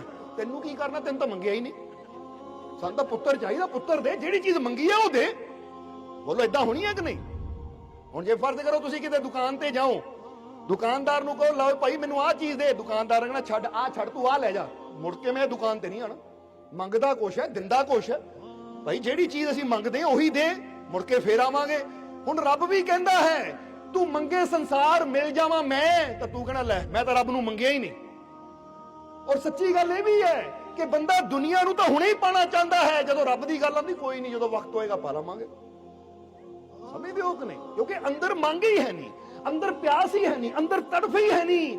ਇਸ ਲਈ ਗੁਰੂਆਂ ਨੇ ਇਹ ਵਚਨ ਉਚਾਰਨ ਕੀਤੇ ਤਾਂ ਕਿ ਅਸੀਂ ਸੁਣੀਏ, ਸਮਝੀਏ ਔਰ ਆਪਣੇ ਦਿਲ 'ਚ ਇਹ ਵਚਨ ਵਸਾ ਲਈਏ, ਲਿਖ ਲਈਏ ਕਿ ਅਸੀਂ ਵੀ ਜਦ ਵੀ ਮੰਗੀਏ, ਜਦ ਵੀ ਸਾਡੀ ਪੁਕਾਰ ਹੋਵੇ, ਜਦ ਵੀ ਸਾਡੇ ਕੋਲੋਂ ਉਸ ਪ੍ਰਭੂ ਦੀ ਤਰਫ ਕੋਈ ਵੀ ਅਰਦਾਸ ਜਾਵੇ ਤਾਂ ਉਹਦੇ ਦਰਸ਼ਨਾਂ ਦੀ ਹੋਵੇ। ਇੱਕੋ ਹੀ ਮੰਗ ਹੋਵੇ ਕਿ ਦਰਸ਼ਨ ਦੀਜੇ ਰਾਮ, ਦਰਸ਼ਨ ਦੀਜੇ। ਜਰਾ ਮੰਗ ਕੇ ਤਾਂ ਦੇਖੋ। ਔਰ ਦੂਸਰੀ ਗੱਲ ਇਹ ਵੀ ਇੱਥੇ ਕਹਿਣਾ ਚਾਹਾਂਗੇ, ਬੰਦੇ ਨੇ ਕਹਿਣਾ ਜੇ ਰਾਮ ਨੂੰ ਮੰਗਾਂਗੇ ਤਾਂ ਸਾਨੂੰ ਕੀ ਮਿਲਣਾ ਹੈ? ਹਾਂ ਜੇ ਧਨ ਮੰਗਿਆ, ਪੁੱਤਰ ਮੰਗਿਆ, ਦੁੱਧ ਮੰਗਿਆ, ਸਾਨੂੰ ਇਹ ਮਿਲੇਗਾ, ਉਹ ਮਿਲੇਗਾ। ਇੱਥੇ ਹੀ ਇਨਸਾਨ ਸਭ ਤੋਂ ਬੜੀ ਗਲਤੀ ਕਰ ਦਿੰਦਾ ਹੈ। ਜੇ ਬੰਦਾ ਸੋਚਦਾ ਨਾ ਕਿ ਜੇ ਪ੍ਰਮਾਤਮਾ ਨੂੰ ਮੰਗਿਆ ਸਾਨੂੰ ਕੀ ਮਿਲੇਗਾ, ਤਾਂ ਫਿਰ ਇੱਥੇ ਇੱਕ ਛੋਟੀ ਜਿਹੀ ਕਹਾਣੀ ਦੱਸਾਂਗੇ ਤੁਹਾਨੂੰ। ਛੋਟੀ ਜਿਹੀ ਕਹਾਣੀ ਇਹ ਦੱਸਣਾ ਚਾਹਾਂਗੇ। ਇਹ ਕਹਾਣੀ ਸਿਰਫ ਸਾਨੂੰ ਗਿਆਨ ਦੇਣ ਵਾਸਤੇ, ਸਾਨੂੰ ਸਿੱਖਿਆ ਦੇਣ ਵਾਸਤੇ ਹੈ ਕਿ ਇੱਕ ਬਾਦਸ਼ਾਹ ਸੀ। ਇੱਕ ਦਿਨ ਬਾਦਸ਼ਾਹ ਦੇ ਦਰਬਾਰ ਦੇ ਵਿੱਚ ਕੁਝ ਗੁਲਾਮ ਆਏ ਵਿਕਣ ਵਾਸਤੇ। ਕਹਿੰਦੇ 4 ਗੁਲਾਮ ਬੜੇ ਉੱਚੇ ਲੰਮੇ ਸੁੰਦਰ ਦੇਖਣ ਨੂੰ ਬਾਦਸ਼ਾਹ ਦੇ ਦਰਬਾਰ 'ਚ ਵਿਕਣ ਵਾਸਤੇ ਆਏ। ਤਾਂ ਬਾਦਸ਼ਾਹ ਨੇ ਜਦੋਂ ਉਹ 4 ਨੌਜਵਾਨ ਗੁਲਾਮਾਂ ਨੂੰ ਦੇਖਿਆ ਤਾਂ ਬਾਦਸ਼ਾਹ ਦੇ ਦਿਲ 'ਚ ਬੜਾ ਉਹਨਾਂ ਨੂੰ ਦੇਖ ਕੇ ਇੱਕ ਤਰਸ ਆਇਆ ਕਿ ਇਦਾਂ ਦੇ ਸੁੰਦਰ ਨੌਜਵਾਨ ਔਰ ਜੰਜੀਰਾਂ ਵਿੱਚ ਜਕੜੇ ਹੋਏ ਐ। ਤਾਂ ਦੇਖ ਕੇ ਬਾਦਸ਼ਾਹ ਨੂੰ ਬੜੀ ਦਇਆ ਆਈ। ਬਾਦਸ਼ਾਹ ਨੇ ਉਸੇ ਵੇਲੇ ਆਪਣੇ ਖਜ਼ਾਨਚੀ ਨੂੰ ਕਿਹਾ, ਜਿੰਨਾ ਇਹ ਸੁਦਾਗਰ ਪੈਸਾ ਮੰਗਦਾ ਇਹਨਾਂ ਗੁਲਾਮਾਂ ਦਾ ਦਿਓ, ਇਹਨਾਂ ਨੂੰ ਆਜ਼ਾਦ ਕਰਾਓ। ਸੁਦਾਗਰ ਨੂੰ ਪੈਸਾ ਦਿੱਤਾ। ਸੁਦਾਗਰ ਗੁਲਾਮਾਂ ਨੂੰ ਉੱਥੇ ਛੱਡ ਕੇ ਚਲਾ ਗਿਆ। ਰਾਜੇ ਨੇ, ਬਾਦਸ਼ਾਹ ਨੇ ਹੁਕਮ ਕੀਤਾ ਇਹਨਾਂ ਦੀਆਂ ਬੇੜੀਆਂ ਖੋਲ ਦਿਓ। ਬੇੜੀਆਂ ਖੋਲੀਆਂ ਗਈਆਂ ਤਾਂ ਉਸਲੇ ਬਾਦਸ਼ਾਹ ਨੇ ਕਿਹਾ 4 ਗੁਲਾਮਾਂ ਨੂੰ ਕਿ ਦੇਖੋ, ਤੁਸੀਂ ਮੇਰੇ ਬੇਟਿਆਂ ਵਰਗੇ ਹੋ, ਬੱਚਿਆਂ ਵਰਗੇ ਹੋ, ਤੁਸੀਂ ਗੁਲਾਮ ਅੱਛੇ ਨਹੀਂ ਲੱਗਦੇ, ਇਸ ਲਈ ਮੈਂ ਤੁਹਾਨੂੰ ਖਰੀਦ ਲਿਆ ਔਰ ਅੱਜ ਤੋਂ ਤੁਸੀਂ ਆਜ਼ਾਦ ਹੋ। ਮੈਂ ਤੁਹਾਨੂੰ ਆਜ਼ਾਦ ਕਰ ਰਿਹਾ ਹਾਂ। ਹੁਣ ਆਜ਼ਾਦ ਕਰਨ ਤੋਂ ਪਹਿਲਾਂ ਮੈਂ ਇਹ ਚਾਹੁੰਦਾ ਹਾਂ ਕਿ ਦੱਸੋ ਤੁਹਾਨੂੰ ਕੀ ਚਾਹੀਦਾ ਹੈ। ਤਾਂ ਉਸ ਵੇਲੇ ਗੁਲਾਮਾਂ ਨੇ ਕਿਹਾ, ਮਹਾਰਾਜ ਸਾਨੂੰ ਤੁਸੀਂ ਆਜ਼ਾਦੀ ਦੇ ਦਿੱਤੀ, ਇਸ ਤੋਂ ਬੜੀ ਤਾਂ ਗੱਲ ਕੋਈ ਹੋਰ ਹੋ ਨਹੀਂ ਸਕਦੀ। ਆਜ਼ਾਦੀ ਕੀ, ਸਾਨੂੰ ਸਭ ਕੁਝ ਮਿਲ ਗਿਆ। ਬਾਦਸ਼ਾਹ ਕਹਿੰਦਾ, ਆਜ਼ਾਦ ਤਾਂ ਮੈਂ ਜ਼ਰੂਰ ਕੀਤਾ, ਪਰ ਤੁਸੀਂ ਕਰੋਗੇ ਕੀ? ਕਿਉਂਕਿ ਕੋਈ ਨਾ ਕੋਈ ਕੰਮ ਕਰਨ ਵਾਸਤੇ ਹੀ ਬੰਦੇ ਨੂੰ ਖਰਚਾ ਚਾਹੀਦਾ ਹੈ, ਪੈਸਾ ਚਾਹੀਦਾ ਹੈ। ਇਸ ਲਈ ਠਹਿਰੋ, ਮੈਂ ਤੁਹਾਨੂੰ ਕੁਝ ਧਨ ਦਿੰਦਾ ਹਾਂ। ਕਹਿ ਕੇ ਖਜ਼ਾਨਚੀ ਤੋਂ ਸੋਨੇ ਦੀਆਂ ਮੋਹਰਾਂ ਨਾਲ ਭਰੀਆਂ ਹੋਈਆਂ ਥਾਲੀਆਂ ਮੰਗਾ ਲਈਆਂ। ਤਾਂ ਹੁਣ ਬਾਦਸ਼ਾਹ ਕੱਲੇ ਕੱਲੇ ਗੁਲਾਮ ਨੂੰ ਬੁਲਾਉਂਦਾ ਹੈ, ਆ ਜਾ। ਉਹ ਆਂਦਾ ਹੈ, ਅੱਗੇ ਝੋਲੀ ਕਰਦਾ, ਬਾਦਸ਼ਾਹ ਬੁੱਕ ਭਰਦਾ ਹੈ ਔਰ ਉਹਦੀ ਝੋਲੀ ਚੋਂ ਅਸ਼ਰਫੀਆਂ ਸੋਨੇ ਦੀਆਂ ਮੋਹਰਾਂ ਪਾ ਦਿੰਦਾ ਹੈ। ਗੁਲਾਮ ਖੁਸ਼ ਹੋ ਕੇ ਜੈ ਜੈਕਾਰ ਕਰਦੇ ਜਾ ਰਹੇ। ਪਹਿਲੇ ਨੇ ਲਈਆਂ, ਫਿਰ ਦੂਜਾ ਆਇਆ, ਦੂਜੇ ਨੇ ਬੁੱਕ ਭਰ ਕੇ ਅਸ਼ਰਫੀਆਂ ਦਾ ਯਾਨੀ ਸੋਨੇ ਦੀਆਂ ਮੋਹਰਾਂ ਦਾ ਬਾਦਸ਼ਾਹ ਨੇ ਝੋਲੀ 'ਚ ਪਾਇਆ, ਉਹ ਵੀ ਲੈ ਕੇ ਚਲਾ ਗਿਆ। ਫਿਰ ਤੀਜਾ ਆਇਆ, ਉਹ ਵੀ ਝੋਲੀ ਭਰ ਕੇ ਚਲਾ ਗਿਆ। ਚੌਥਾ ਨਹੀਂ ਅੱਗੇ ਆਇਆ, ਉਹ ਖੜਾ ਹੀ ਰਿਹਾ। ਬਾਦਸ਼ਾਹ ਨੇ ਉਹਨੂੰ ਇਸ਼ਾਰਾ ਕੀਤਾ, ਤੂੰ ਵੀ ਆ ਜਾ, ਤੇਰੇ ਨਾਲ ਦੇ 3 ਸਾਥੀ ਉਹ ਤਾਂ ਝੋਲੀ ਭਰ ਕੇ ਲੈ ਗਏ, ਤੂੰ ਵੀ ਆ ਜਾ। ਤਾਂ ਉਸਲੇ ਗੁਲਾਮ ਨੇ ਕਿਹਾ, ਮਹਾਰਾਜ ਮੈਂ ਆਂਦਾ ਹਾਂ। ਕਹਿ ਕੇ ਗੁਲਾਮ ਅੱਗੇ ਗਿਆ। ਅੱਗੇ ਜਾ ਕੇ ਹੱਥ ਜੋੜ ਕੇ ਖੜ ਗਿਆ। ਬਾਦਸ਼ਾਹ ਨੇ ਕਿਹਾ, ਝੋਲੀ ਕਰ। ਤਾਂ ਉਸ ਵੇਲੇ ਉਹ ਗੁਲਾਮ ਪਤਾ ਕੀ ਕਹਿਣ ਲੱਗਾ? ਕਹਿੰਦਾ, ਬਾਦਸ਼ਾਹ ਜੋ ਮੈਨੂੰ ਚਾਹੀਦਾ ਹੈ ਉਹਦੇ ਵਾਸਤੇ ਝੋਲੀ ਬੜੀ ਛੋਟੀ ਹੈ, ਇਸ ਲਈ ਝੋਲੀ ਕਰਨ ਦਾ ਫਾਇਦਾ ਕੋਈ ਨਹੀਂ। ਉਹ ਰਾਜਾ ਕਹਿੰਦਾ, ਬਾਦਸ਼ਾਹ ਹੈਰਾਨ ਹੋਇਆ, ਤੈਨੂੰ ਕੀ ਚਾਹੀਦਾ? ਤੇਰੇ ਨਾਲ ਦੇ ਸਾਥੀਆਂ ਨਾਲ ਚੁੱਪਚਾਪ ਝੋਲੀ ਕੀਤੀ ਔਰ ਮੈਂ ਬੁੱਕ ਭਰ ਕੇ ਸੋਨੇ ਦੀਆਂ ਮੋਹਰਾਂ ਦਾ ਝੋਲੀ 'ਚ ਪਾ ਦਿੱਤਾ, ਉਹ ਲੈ ਕੇ ਚਲੇ ਗਏ। ਹੁਣ ਤੂੰ ਕਹਿ ਰਿਹਾ ਹਾਂ ਕਿ ਜੋ ਮੈਨੂੰ ਚਾਹੀਦਾ ਹੈ ਉਹਦੇ ਵਾਸਤੇ ਮੇਰੀ ਝੋਲੀ ਬਹੁਤ ਛੋਟੀ ਹੈ, ਇਸ ਲਈ ਝੋਲੀ ਕਰਨ ਦਾ ਕੋਈ ਫਾਇਦਾ ਨਹੀਂ। ਤਾਂ ਬਾਦਸ਼ਾਹ ਨੇ ਹੱਸ ਕੇ ਕਿਹਾ, ਫਿਰ ਤੈਨੂੰ ਦੱਸ ਕੀ ਚਾਹੀਦਾ ਹੈ, ਕਿੰਨਾ ਚਾਹੀਦਾ ਤੈਨੂੰ? ਸੋਚਿਆ ਬਾਦਸ਼ਾਹ ਨੇ ਕਿ ਸ਼ਾਇਦ ਇਹ ਕਹਿ ਰਹੇ ਇੱਕ ਬੁੱਕ ਨਾਲ ਮੇਰਾ ਕੀ ਬਣਨਾ ਹੈ, ਇਸ ਲਈ ਮੈਨੂੰ ਤਾਂ ਵੱਡੇ ਥਾਲ ਚਾਹੀਦੇ, ਸੰਦੂਕ ਚਾਹੀਦੇ ਹੈ, ਮੈਨੂੰ ਤਾਂ ਪਰਾਤਾਂ ਚਾਹੀਦੀਆਂ ਹੈ, ਬੋਰੀਆਂ ਚਾਹੀਦੀਆਂ ਧਨ ਦੀਆਂ ਭਰੀਆਂ। ਸੋ ਬਾਦਸ਼ਾਹ ਨੇ ਹੱਸ ਕੇ ਪੁੱਛਿਆ ਮੁਸਕਰਾ ਕੇ, ਦੱਸ ਮੈਂ ਤੈਨੂੰ ਕੀ ਚਾਹੀਦਾ ਹੈ? ਤੂੰ ਕਹਿ ਰਿਹਾ ਮੇਰੀ ਝੋਲੀ ਛੋਟੀ ਹੈ, ਉਹ ਇਦਾਂ ਦਾ ਚਾਹੀਦਾ ਕੀ ਹੈ ਤੈਨੂੰ ਜਿਹਦੇ ਸਾਹਮਣੇ ਝੋਲੀ ਛੋਟੀ ਹੈ? ਬੋਲ ਤੈਨੂੰ ਕੀ ਚਾਹੀਦਾ ਹੈ? ਤਾਂ ਉਹਨਾਂ ਕਿਹਾ, ਬਾਦਸ਼ਾਹ ਸਲਾਮਤ, ਜੋ ਮੈਨੂੰ ਚਾਹੀਦਾ ਹੈ ਉਹਦੇ ਸਾਹਮਣੇ ਵਾਕਈ ਮੇਰੀ ਝੋਲੀ ਛੋਟੀ ਹੈ। ਜੇ ਜਾਣਨਾ ਚਾਹੁੰਦੇ ਹੋ ਉਹ ਕਿਹੜੀ ਚੀਜ਼ ਹੈ ਤਾਂ ਇਹ ਬਾਦਸ਼ਾਹ ਮੈਨੂੰ ਤੁਸੀਂ ਚਾਹੀਦੇ ਹੋ। ਇਹ ਸੋਨੇ ਦੀਆਂ ਮੋਹਰਾਂ ਨੂੰ ਮੈਂ ਕੀ ਕਰਨਾ ਹੈ? ਮੈਨੂੰ ਇਹ ਸੋਨੇ ਦੀਆਂ ਮੋਹਰਾਂ ਨਹੀਂ ਚਾਹੀਦੀਆਂ, ਇਹ ਸੋਨੇ ਦੀਆਂ ਮੋਹਰਾਂ ਦੇਣ ਵਾਲਾ ਜੋ ਇਹਨਾਂ ਦਾ ਮਾਲਕ ਹੈ ਨਾ, ਦਾਤਾ ਨਹੀਂ ਚਾਹੀਦੀਆਂ। ਜੋ ਦਾਤਾਂ ਦੇਣ ਵਾਲਾ ਦਾਤਾ, ਮੈਨੂੰ ਤਾਂ ਉਹ ਚਾਹੀਦਾ। ਹੁਣ ਤੁਸੀਂ ਆਪ ਦੇਖ ਲਓ, ਤੁਹਾਡੇ ਸਾਹਮਣੇ ਤਾਂ ਮੇਰੀਆਂ ਹਜ਼ਾਰਾਂ ਝੋਲੀਆਂ ਵੀ ਛੋਟੀਆਂ ਹੈ, ਕਿਉਂਕਿ ਜਿੱਥੇ ਤੁਸੀਂ ਹੋ ਬਾਦਸ਼ਾਹਾਂ ਦੇ ਬਾਦਸ਼ਾਹ, ਤਾਂ ਕਿੱਥੇ ਮੈਂ ਆ ਗੁਲਾਮਾਂ ਦਾ ਗੁਲਾਮ। ਮੇਰੀਆਂ ਹਜ਼ਾਰਾਂ ਝੋਲੀਆਂ ਤੁਹਾਡੇ ਸਾਹਮਣੇ ਛੋਟੀਆਂ ਹੈ, ਸੋ ਮੈਂ ਹੱਥ ਜੋੜ ਕੇ ਹੀ ਕਹਿ ਸਕਦਾ ਮੈਨੂੰ ਤੁਸੀਂ ਚਾਹੀਦੇ ਹੋ। ਜਦੋਂ ਇੰਨੀ ਗੱਲ ਕਹੀ ਗੁਲਾਮ ਨੇ, ਬਾਦਸ਼ਾਹ ਨੇ ਕੋਲ ਬੁਲਾਇਆ, ਉਹਦੇ ਸਿਰ ਤੇ ਹੱਥ ਰੱਖਿਆ, ਕਹਿੰਦੇ ਜੇ ਮੈਨੂੰ ਮੰਗਿਆ ਤਾਂ ਅੱਜ ਤੋਂ ਮੈਂ ਤੇਰਾ। ਔਰ ਉਹਨੂੰ ਕੀ ਨੌਕਰੀ ਦਿੱਤੀ ਕਿ ਅੱਜ ਤੋਂ ਤੂੰ ਹਰ ਪਲ ਹਰ ਘੜੀ ਮੇਰੇ ਨਾਲ ਰਹਿਣਾ, ਕਿਉਂਕਿ ਉੱਚਾ ਲੰਮਾ ਸੀ, ਸੁੰਦਰ ਸੀ। ਉਹਨੂੰ ਡਿਊਟੀ ਦੇਤੀ ਰਾਜੇ ਨੇ, ਆਪਣਾ ਅੰਗਰਕਸ਼ਕ ਦਾ ਮਤਲਬ ਸਮਝਦੇ ਹੋ ਨਾ, ਬੋਡੀਗਾਰਡ, ਜਿਹੜਾ ਹਰ ਵੇਲੇ ਜਿੱਥੇ ਵੀ ਮੈਂ ਜਾਣਾ ਮੇਰੇ ਨਾਲ ਰਹਿਣਾ ਹੈ। ਜੇ ਹੁਣ ਬਾਦਸ਼ਾਹ ਵਾਸਤੇ ਘੋੜਾ ਤਿਆਰ ਹੁੰਦਾ ਸੀ ਤਾਂ ਉਹਨੇ ਵੀ ਘੋੜੇ ਤੇ ਬਹਿ ਕੇ ਨਾਲ ਜਾਣਾ, ਕਿਉਂਕਿ ਅੱਗੇ ਬਾਦਸ਼ਾਹ ਦਾ ਘੋੜਾ ਨਾਲ ਨਾਲ ਉਹਦਾ। ਹੁਣ ਉਹਨੂੰ ਵੀ ਹੁਣ ਜਦੋਂ ਬਾਦਸ਼ਾਹ ਨਾਲ ਜਾਣਾ, ਚੰਗੇ ਕੱਪੜੇ ਪਵਾਏ ਗਏ, ਕਿਉਂਕਿ ਬਾਦਸ਼ਾਹ ਦਾ ਅੰਗ ਰਕਸ਼ਕ ਫਟੇ ਪੁਰਾਣੇ ਮੈਲੇ ਕੱਪੜਿਆਂ 'ਚ ਤਾਂ ਜਾ ਨਹੀਂ ਸਕਦਾ। ਹੁਣ ਉਹਦਾ ਹੁਲੀਆ ਦਰੁਸਤ ਕੀਤਾ ਗਿਆ, ਉਹਨੂੰ ਵੀ ਚੰਗੇ ਕੱਪੜੇ ਦਿੱਤੇ। ਹੁਣ ਉਹਨੂੰ ਵੀ ਰਹਿਣ ਵਾਸਤੇ ਮਹਿਲ ਵਿੱਚ ਇੱਕ ਕਮਰਾ ਬਾਦਸ਼ਾਹ ਨੇ ਦੇ ਦਿੱਤਾ। ਤਾਂ ਹੁਣ ਜ਼ਰਾ ਸੋਚੀਏ ਕਿ ਉਹਨੂੰ ਉਹ ਸਭ ਕੁਝ ਮਿਲ ਗਿਆ, ਨੌਕਰੀ ਵੀ ਮਿਲ ਗਈ, ਬਾਦਸ਼ਾਹ ਦਾ ਪਿਆਰ ਵੀ ਮਿਲ ਗਿਆ, 24 ਘੰਟੇ ਬਾਦਸ਼ਾਹ ਨਾਲ ਰਹਿਣ ਦਾ ਮੌਕਾ ਵੀ ਮਿਲ ਗਿਆ। ਜੇ ਥੋੜਾ ਜਿਹਾ ਗਹਿਰਾਈ ਨਾਲ ਵਿਚਾਰ ਕਰੀਏ ਤਾਂ ਉਹ 3 ਗੁਲਾਮ ਸਿਰਫ ਸੋਨੇ ਦੀਆਂ ਮੋਹਰਾਂ ਲੈ ਕੇ ਗਏ, ਪਰ ਇਹਨਾਂ ਤਾਂ ਆਪਣੀ ਪੂਰੀ ਜ਼ਿੰਦਗੀ ਸਫਲ ਬਣਾ ਲਈ। ਗੱਲ ਸਮਝ ਆਈ ਕਿ ਨਹੀਂ? ਇੱਥੋਂ ਤੁਸੀਂ ਵੀ ਇਹ ਚੀਜ਼ ਨੂੰ ਸਮਝ ਸਕਦੇ ਕਿ ਬੰਦਾ ਕਹਿੰਦਾ ਹੈ ਮੈਂ ਤਾਂ ਧੀ ਮੰਗੀ, ਪੁੱਤ ਮੰਗਿਆ, ਤੰਦਰੁਸਤੀ ਮੰਗੀ, ਠੀਕ ਆ, ਮਿਲ ਗਿਆ ਤਾਂ ਮੇਰਾ ਫਾਇਦਾ, ਪਰ ਜੇ ਰੱਬ ਨੂੰ ਮੰਗਿਆ ਮੈਨੂੰ ਕੀ ਮਿਲਣਾ ਹੈ? ਤੇ ਅਸੀਂ ਕਹਾਂਗੇ ਰੱਬ ਨੂੰ ਮੰਗਿਆ ਉਹ ਸਭ ਕੁਝ ਤੁਹਾਨੂੰ ਮਿਲ ਜਾਣਾ ਜੋ ਇਸ ਗੁਲਾਮ ਨੂੰ ਮਿਲਿਆ, ਕਿਉਂਕਿ ਜਿਹਨੂੰ ਦਾਤਾ ਮਿਲ ਗਿਆ ਉਹਨੂੰ ਦਾਤਾਂ ਦੀ ਤਾਂ ਕਮੀ ਰਹਿੰਦੀ ਕੋਈ ਨਹੀਂ। ਉਹਨੂੰ ਤਾਂ ਫਿਰ ਕੋਈ ਚਿੰਤਾ, ਕੋਈ ਫਿਕਰ, ਕੋਈ ਟੈਨਸ਼ਨ ਰਹਿੰਦੀ ਨਹੀਂ ਹੈ। ਹੁਣ ਇੱਕ ਛੋਟਾ ਬੱਚਾ ਹੈ, ਆਪਣੇ ਬਾਪ ਨਾਲ ਚੱਲਿਆ ਹੋਵੇ ਤਾਂ ਉਹਨੂੰ ਕੋਈ ਟੈਨਸ਼ਨ ਹੁੰਦੀ ਹੈ? ਉਹਨੂੰ ਪਤਾ ਹੈ ਕਿ ਮੇਰਾ ਬਾਪ ਮੇਰੇ ਨਾਲ ਹੈ, ਜਿੱਥੇ ਭੁੱਖ ਲੱਗੀ ਉਹਨਾਂ ਦੇ ਦੇਣਾ ਹੈ, ਜਿੱਥੇ ਕੱਪੜੇ ਦੀ ਲੋੜ ਹੋਈ ਉਹ ਵੀ ਦੇ ਦੇਣਾ ਹੈ, ਜਿੱਥੇ ਰਾਤ ਆਈ ਉਹਨਾਂ ਆਪ ਹੀ ਰਹਿਣ ਦਾ, ਸੌਣ ਦਾ, ਖਾਣ ਪੀਣ ਦਾ, ਹਰ ਚੀਜ਼ ਦਾ ਮੇਰੇ ਬਾਪ ਨੇ ਪੂਰਾ ਇੰਤਜ਼ਾਮ ਕੀਤਾ, ਮੈਨੂੰ ਫਿਕਰ ਨਹੀਂ। ਇਸ ਲਈ ਬੱਚੇ ਆਨੰਦ ਲੈਂਦੇ ਆ। ਹੁਣ ਦੇਖੋ ਸਾਹਮਣੇ ਸਾਨੂੰ ਬੱਚੇ ਨਜ਼ਰ ਆ ਰਹੇ, ਛੋਟੇ ਛੋਟੇ ਬੱਚੇ ਜੰਪ ਕਰ ਕਰਕੇ ਹੱਸ ਰਹੇ ਆ। ਉਹ ਦੇਖ ਲਓ ਸਾਹਮਣੇ ਜੰਪ ਕਰ ਕਰਕੇ ਹੱਸ ਰਹੇ ਹੈ। ਤਾਂ ਬੰਦੇ ਨੂੰ ਕਹੋ ਹੱਸ ਲੈ, ਮੇਰੀ ਕਿਹੜੀ ਲੋਟਰੀ ਨਿਕਲ ਆਈ ਹੈ? ਮੈਨੂੰ ਕੀ ਮਿਲ ਗਿਆ ਜਿਹੜਾ ਮੈਂ ਹੱਸਾਂ? ਮੈਨੂੰ ਕੀ ਮਿਲ ਗਿਆ? ਕੁਝ ਮਿਲੇ ਮੈਨੂੰ ਤਾਂ ਹੱਸਾਂ ਮੈਂ। ਬੰਦਾ ਹਮੇਸ਼ਾ ਕਹਿੰਦਾ ਪਹਿਲਾਂ ਚੀਜ਼ ਮਿਲੇ ਫਿਰ ਮੈਂ ਹੱਸਾਂ। ਬੰਦੇ ਨੇ ਆਪਣੀ ਖੁਸ਼ੀ ਨੂੰ ਵੀ ਜ਼ਰਾ ਗੌਰ ਕਰਨਾ, ਬੰਦੇ ਨੇ ਆਪਣੀ ਖੁਸ਼ੀ ਨੂੰ ਆਪ ਹੀ ਖਤਮ ਕੀਤਾ ਹੋਇਆ ਹੈ, ਕਿਉਂਕਿ ਆਪਣੀ ਖੁਸ਼ੀ ਨੂੰ ਬੰਦੇ ਨੇ ਪਦਾਰਥਾਂ ਨਾਲ ਜੋੜਿਆ ਹੈ। ਕਾਸ਼ ਅਸੀਂ ਆਪਣੀ ਖੁਸ਼ੀ ਨੂੰ ਆਪਣੇ ਪ੍ਰਭੂ ਨਾਲ ਜੋੜਦੇ ਤਾਂ ਫਿਰ ਪਤਾ ਕੀ ਹੋਣਾ ਸੀ? ਹੁਣ ਬੰਦੇ ਨੂੰ ਕਹੋ ਹੱਸੋ, ਹੁਣ ਜਿਹੜਾ ਦੁਨੀਆ ਵਾਲਾ ਹੈ ਉਹਨਾਂ ਕੀ ਕਹਿਣਾ? ਕਿਉਂ ਹੱਸਾਂ? ਮੈਨੂੰ ਕਿਹੜਾ ਧਨ ਮਿਲ ਗਿਆ? ਮੇਰੀ ਕਿਹੜੀ ਲੋਟਰੀ ਨਿਕਲ ਆਈ? ਮੈਂ ਕਿਉਂ ਹੱਸਾਂ? ਮੇਰੇ ਕਿਹੜਾ ਘਰ 'ਚ ਆਹ ਚੀਜ਼ ਆ ਗਈ? ਮੇਰੇ ਕਿਹੜਾ ਘਰ 'ਚ ਲੋਟਰੀ ਨਿਕਲੀ, ਗੱਡੀ ਆ ਗਈ, ਜਾਂ ਮੇਰਾ ਕਿਹੜਾ ਮੁੰਡਾ ਨੌਕਰੀ ਲੱਗ ਗਿਆ ਸਰਕਾਰੀ, ਜਾਂ ਮੇਰਾ ਕਿਹੜਾ ਕੋਈ ਕੰਮ ਹੋ ਗਿਆ ਜਿਹੜਾ ਮੈਂ ਹੱਸਾਂ? ਹੁਣ ਜ਼ਰਾ ਸੋਚਣਾ। ਹੁਣ ਦੂਜੇ ਪਾਸੇ ਇੱਕ ਪਾਸੇ ਬੰਦਾ ਕਹਿੰਦਾ ਹੈ ਜਿਹੜਾ ਦੁਨਿਆਵੀ ਹੈ ਕਿ ਮੈਨੂੰ ਕਿਹੜਾ ਧਨ ਮਿਲ ਗਿਆ, ਮੈਂ ਕਿਉਂ ਹੱਸਾਂ? ਤਾਂ ਜਿਹੜਾ ਪ੍ਰਭੂ ਨਾਲ ਪਿਆਰ ਕਰਨ ਵਾਲਾ ਪਤਾ ਕੀ ਕਹਿੰਦਾ ਹੈ? ਉਹ ਹੱਸਦਾ ਹੈ, ਮੁਸਕਰਾਉਂਦਾ। ਉਹਨੂੰ ਪੁੱਛੋ ਕਿਉਂ ਹੱਸ ਰਿਹਾ, ਤੈਨੂੰ ਕੀ ਮਿਲਿਆ? ਉਹ ਭਾਈ ਮੈਨੂੰ ਮੇਰਾ ਪ੍ਰਭੂ ਮਿਲਿਆ ਜੋ ਹਰ ਵੇਲੇ ਮੇਰੇ ਨਾਲ ਹੀ ਰਹਿੰਦਾ ਹੈ। ਉਹ ਮੈਨੂੰ ਮੇਰਾ ਮਾਲਿਕ ਮਿਲਿਆ ਜੋ ਇੱਕ ਪਲ ਵੀ ਮੇਰੇ ਤੋਂ ਦੂਰ ਹੁੰਦਾ ਹੀ ਨਹੀਂ ਹੈ। ਇਸ ਲਈ ਜਿਹਨੂੰ ਉਹ ਐਡਾ ਦਾਤਾ ਮਿਲ ਗਿਆ ਔਰ ਇਹ ਵਿਸ਼ਵਾਸ ਹੈ ਕਿ ਤੂੰ ਹਰ ਪਲ ਹੈ ਮੇਰੇ ਮਾਲਿਕ ਮੇਰੇ ਨਾਲ ਹੈ, ਮੇਰੇ ਸਿਰ ਤੇ ਤੇਰਾ ਹੱਥ ਹੈ, ਹਰ ਕਦਮ ਤੇ ਤੂੰ ਮੇਰੇ ਨਾਲ ਹੈ, ਤੇ ਇਹੀ ਤਾਂ ਮੇਰੇ ਵਾਸਤੇ ਸਭ ਤੋਂ ਜ਼ਿਆਦਾ ਖੁਸ਼ੀ ਦਾ ਕਾਰਨ ਹੈ। ਫਿਰ ਹੱਸਾਂ ਕਿਉਂ ਨਾ, ਮੁਸਕਰਾਵਾਂ ਕਿਉਂ ਨਾ, ਹੱਸਾਂ ਕਿਉਂ ਨਾ ਮੈਂ? ਹੁਣ ਕਈ ਜੀਵ ਸਾਨੂੰ ਕਹਿੰਦੇ ਹੈ, ਕੁਝ ਦਿਨ ਪਹਿਲਾਂ ਇੱਕ ਜੀਵ ਆਇਆ ਕਿ ਮਾਲਕੋ ਤੁਸੀਂ ਹਰ ਵੇਲੇ ਮੁਸਕਰਾਉਂਦੇ ਰਹਿੰਦੇ ਹੋ, ਹੱਸਦੇ ਰਹਿੰਦੇ ਹੋ, ਤੁਹਾਡੇ ਦਿਨ ਨੂੰ ਸਤਸੰਗ ਹੁੰਦੇ ਆ, ਰਾਤ ਵੀ ਤੁਸੀਂ 10-10 11-11 ਵਜੇ ਤੱਕ ਜੀਵਾਂ 'ਚ ਬੈਠੇ ਰਹਿੰਦੇ ਆ। ਬੰਦਾ ਤਾਂ ਉਦੋਂ ਥੱਕ ਕੇ ਨਿਰਾਸ਼ ਹੋ ਜਾਵੇ, ਉਦਾਸ ਹੋ ਜਾਵੇ। ਇੰਨੇ ਲੋਕ ਆਉਂਦੇ ਹੈ, ਇੰਨੇ ਲੋਕਾਂ ਦੀਆਂ ਬੇਨਤੀਆਂ ਆਉਂਦੀਆਂ ਹੈ, ਕਿੰਨੀਆਂ ਦੀਆਂ ਤਕਲੀਫਾਂ ਦੁੱਖਾਂ ਨੂੰ ਤੁਸੀਂ ਦੂਰ ਕਰਦੇ ਹੋ, ਫਿਰ ਵੀ ਤੁਸੀਂ ਹੱਸਦੇ ਰਹਿੰਦੇ ਹੋ। ਕਿ ਤੁਸੀਂ ਕਦੀ ਪਰੇਸ਼ਾਨ ਨਹੀਂ ਹੁੰਦੇ? ਤੇ ਅਸੀਂ ਉਹਨੂੰ ਇੱਕੋ ਹੀ ਗੱਲ ਕਹੀ ਕਿ ਬਹੁਤ ਸਮਾਂ ਪਹਿਲਾਂ, ਕਿਉਂਕਿ 92 ਵਿੱਚ ਮਾਲਕਾਂ ਨੇ ਸਾਨੂੰ, ਜਦੋਂ ਮਾਲਕ ਪਰਦਾ ਕਰ ਗਏ ਤਾਂ ਦਰਬਾਰ ਦੀ ਜ਼ਿੰਮੇਵਾਰੀ ਆਈ ਸਾਡੇ ਸਿਰ 92 ਚ, ਕਿ ਜਦੋਂ ਸ਼ੁਰੂਆਤ ਹੋਈ 2 ਸਾਲ ਗੁਜ਼ਰੇ ਤੇ ਇੱਕ ਵਾਰ ਅਸੀਂ ਬੈਠੇ ਰਾਤ ਨੂੰ ਮਾਲਕਾਂ ਨੂੰ ਯਾਦ ਕਰਕੇ ਰੋ ਰਹੇ ਹਾਂ। ਜਦੋਂ ਰੋ ਰਹੇ ਹਾਂ ਅਸੀਂ ਤਾਂ ਮਾਲਕ ਆਏ, ਤਾਂ ਮਾਲਕਾਂ ਨੇ ਆ ਕੇ ਕਿਹਾ ਬੇਟਾ ਕਿਉਂ ਰੋ ਰਿਹਾ ਹੈ? ਤੂੰ ਕਦੀ ਰੋਣਾ ਨਹੀਂ, ਸਦਾ ਤੇਰੇ ਚਿਹਰੇ ਤੇ ਮੁਸਕਰਾਹਟ ਰਹਿਣੀ ਚਾਹੀਦੀ ਹੈ। ਅਸੀਂ ਕਿਹਾ ਕਿਉਂ ਮਾਲਕੋ ਕਿਉਂ? ਉਹ ਕਹਿੰਦੇ ਜਦੋਂ ਤੂੰ ਰੋਂਦਾ ਹੈ ਤਕਲੀਫ ਸਾਨੂੰ ਹੁੰਦੀ ਹੈ।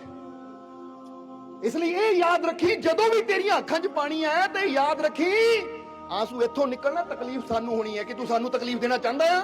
ਅਸੀਂ ਕਿਹਾ ਮਾਲਕੋ ਨਹੀਂ। ਕਹਿੰਦੇ ਫਿਰ ਅੱਜ ਤੋਂ ਰੋਣਾ ਨਹੀਂ, ਸਦਾ ਮੁਸਕਰਾਣਾ ਹੈ। ਕਿ ਵਚਨ ਤੁਹਾਡੇ ਨਾਲ, ਅੱਜ ਤੋਂ ਮੁਸਕਰਾਵਾਂਗੇ। ਕਿਉਂਕਿ ਜੇ ਸਾਡੇ ਰੋਣ ਨਾਲ, ਸਾਡੇ ਹਾਏ ਹਾਏ ਕਰਨਾ ਸਾਡੇ ਬਾਪ ਨੂੰ, ਸਤਿਗੁਰ ਨੂੰ, ਉਹ ਪ੍ਰਭੂ ਨੂੰ ਤਕਲੀਫ ਹੁੰਦੀ ਹੈ, ਤਾਂ ਫਿਰ ਜਰਾ ਹੁਣ ਸੋਚੋ, ਇੱਕ ਬੱਚਾ ਹਰ ਵੇਲੇ ਰੋਈ ਜਾਵੇ, ਮਾਂ-ਬਾਪ ਨੂੰ ਤਕਲੀਫ ਹੋਣੀ ਹੈ ਜਾਂ ਨਹੀਂ? ਤੁਹਾਡਾ ਇੱਕ ਬੱਚਾ ਚਾਹੇ ਲੜਕਾ ਹੋਵੇ ਲੜਕੀ ਹੋਵੇ, ਅਗਰ ਉਹ ਹਰ ਵੇਲੇ ਰੋਈ ਜਾਵੇ ਤਾਂ ਤੁਹਾਨੂੰ ਕਿੰਨੀ ਤਕਲੀਫ ਹੋਣੀ? ਉਹ ਮੇਰਾ ਬੱਚਾ ਦੇਖੋ ਹਾਏ ਕਿੱਦਾਂ ਰੋ ਰਿਹਾ, ਕਿੱਦਾਂ ਤੜਫ ਰਿਹਾ ਹੈ।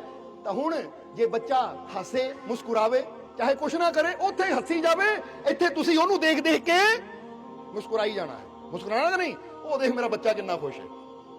ਹੁਣ ਅਸੀਂ ਬੱਚਿਆਂ ਨੂੰ ਝੂਲਿਆਂ ਤੇ ਭੇਜ ਦਿੰਦੇ ਆ, ਉਹ ਝੂਲੇ ਲੈਂਦੇ ਆ, ਥੱਲੇ ਅਸੀਂ ਖੁਸ਼ ਹੁੰਦੇ ਰਹਿੰਦੇ ਆ, ਮਾਂ-ਬਾਪ ਖੁਸ਼ ਹੁੰਦੇ ਰਹਿੰਦੇ, ਉਹ ਦੇਖ ਬੱਚਾ ਆਨੰਦ ਲੈ ਰਿਹਾ ਹੈ। ਹੁਣ ਇਸੇ ਤਰ੍ਹਾਂ ਸੋਚਿਆ ਕਰੋ ਕਿ ਜਦੋਂ ਅਸੀਂ ਉਦਾਸ ਹੁੰਦੇ ਆ, ਜਦੋਂ ਅਸੀਂ ਪਰੇਸ਼ਾਨ ਹੁੰਦੇ ਆ, ਰੋਂਦੇ ਆ, ਤਾਂ ਕਿਤੇ ਨਾ ਕਿਤੇ ਸਾਨੂੰ ਬਣਾਉਣ ਵਾਲਾ ਜੋ ਸਾਡਾ ਪਿਤਾ ਹੈ ਨਾ, ਉਹਨੂੰ ਤਕਲੀਫ ਹੁੰਦੀ ਹੈ ਕਿ ਮੇਰਾ ਬੱਚਾ ਰੋ ਰਿਹਾ ਹੈ।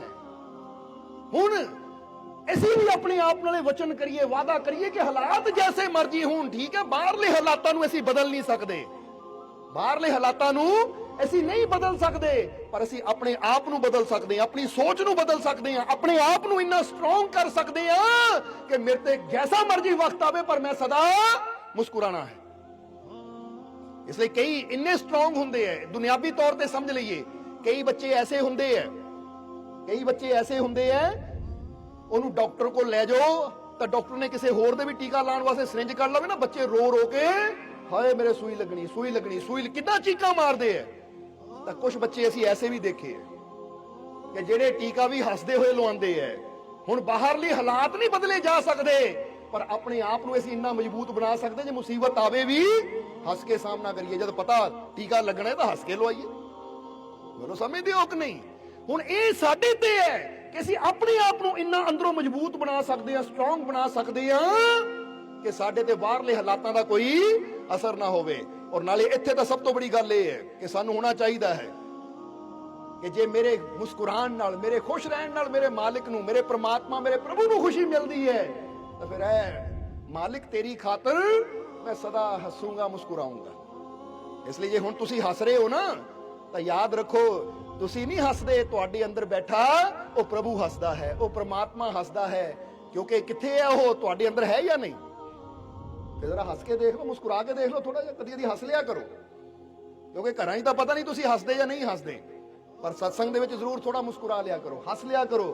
ਕਿਉਂਕਿ ਜਦੋਂ ਤੁਸੀਂ ਮੁਸਕਰਾਉਂਦੇ ਹੋ ਤਾਂ ਹਮੇਸ਼ਾ ਐਸੀ ਇਹ ਗੱਲ ਦੱਸੀ ਦੀ ਹੈ ਕਿ ਇਹ ਜ਼ਿੰਦਗੀ ਗੁਜ਼ਰਨੀ ਹੈ, ਚਾਹੇ ਇਹਨੂੰ ਹਾਏ ਹਾਏ ਕਰਕੇ ਗੁਜ਼ਾਰ ਦਈਏ, ਚਾਹੇ ਮੁਸਕਰਾ ਕੇ ਗੁਜ਼ਾਰ ਦਈਏ। ਵਕਤ ਤਾਂ ਗੁਜ਼ਰਨਾ ਹੀ ਹੈ, ਇਹ ਰੁਕਣਾ ਨਹੀਂ ਹੈ। ਹੁਣ ਜਦੋਂ ਪਤਾ ਵਕਤ ਗੁਜ਼ਰਨਾ ਹੀ ਹੈ ਤਾਂ ਫਿਰ ਹਾਏ ਹਾਏ ਕਿਉਂ ਕਰਨੀ? ਆਪਣੇ ਮਾਲਿਕ ਤੇ ਭਰੋਸਾ ਰੱਖੀਏ, ਯਕੀਨ ਰੱਖੀਏ ਤਾਂ ਮੁਸਕਰਾ ਕੇ ਹੱਸਦਿਆਂ ਹੋਇਆਂ ਇਹ ਜ਼ਿੰਦਗੀ ਨੂੰ ਗੁਜ਼ਾਰੀਏ। ਉਹ 'ਚ ਜ਼ਿੰਦਗੀ ਜੀਣ ਦਾ ਮਜ਼ਾ ਹੈ।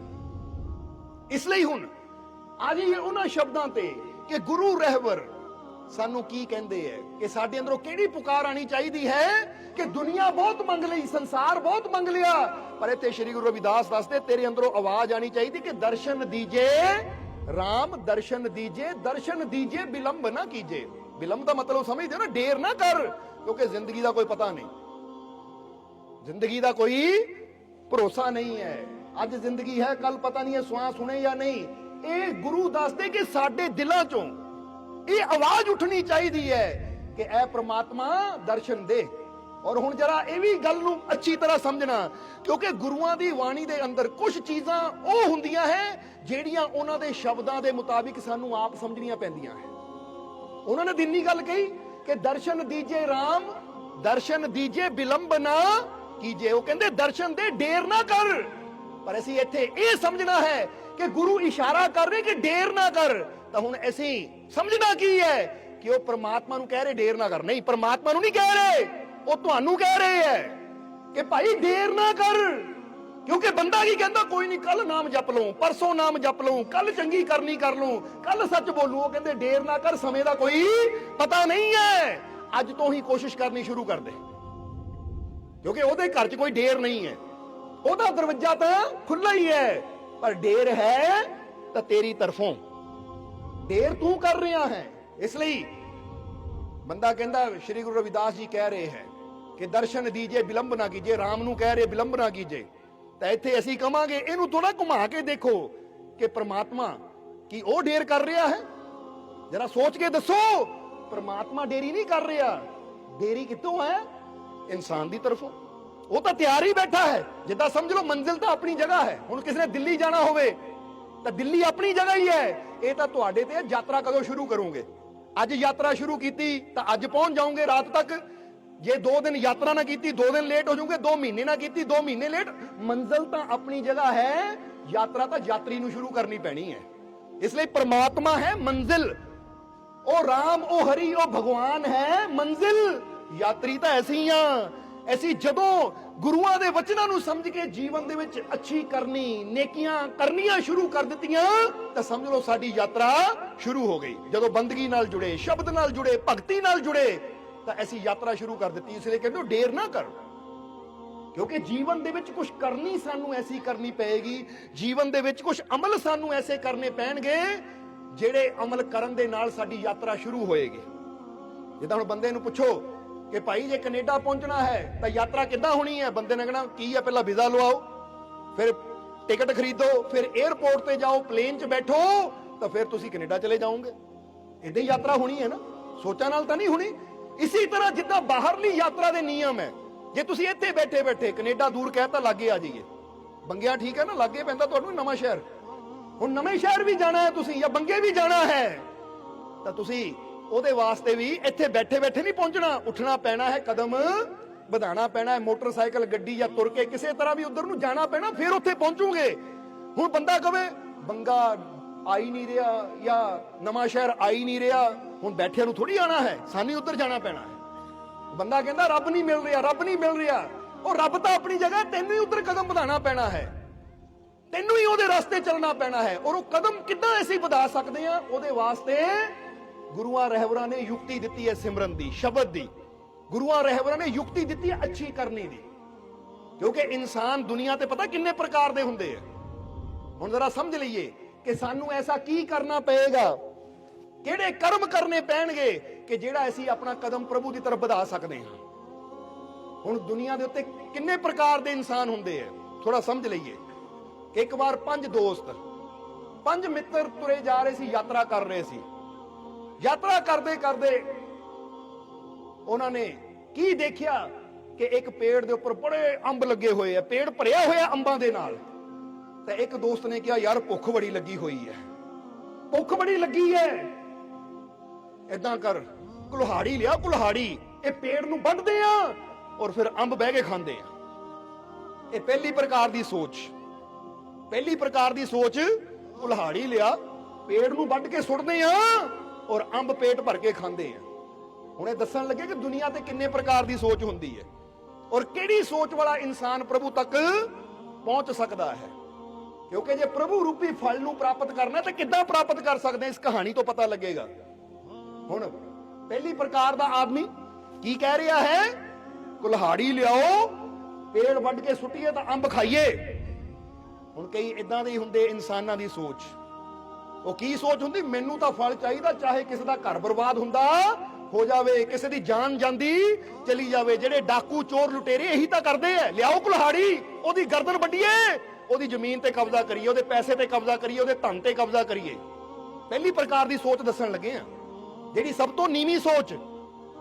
ਵੱਢ ਦਿਓ ਪੇੜ, ਖਾ ਲਈਏ ਅੰਬ, ਵੱਢ ਦਿਓ ਕਿਸੇ ਦੀ ਗਰਦਨ, ਮਾਰ ਦਿਓ ਕਿਸੇ ਨੂੰ ਔਰ ਅਸੀਂ ਉਹਦੇ ਧਨ ਤੇ ਦੌਲਤ ਤੇ ਉਹਦੇ ਪਦਾਰਥਾਂ ਤੇ ਕਬਜ਼ਾ ਕਰਕੇ ਬਹਿ ਜਾਈਏ। ਕਿਉਂਕਿ ਦੇਖਦੇ ਹੋ ਨਾ ਤੁਸੀਂ, ਜ਼ਮੀਨਾਂ ਪਿੱਛੇ, ਜਾਇਦਾਦਾਂ ਪਿੱਛੇ, ਧਨ ਦੌਲਤ ਪਿੱਛੇ ਕਿਦਾਂ ਲੋਕ ਇੱਕ ਦੂਜੇ ਦਾ ਕਤਲ ਕਰ ਦਿੰਦੇ ਆ।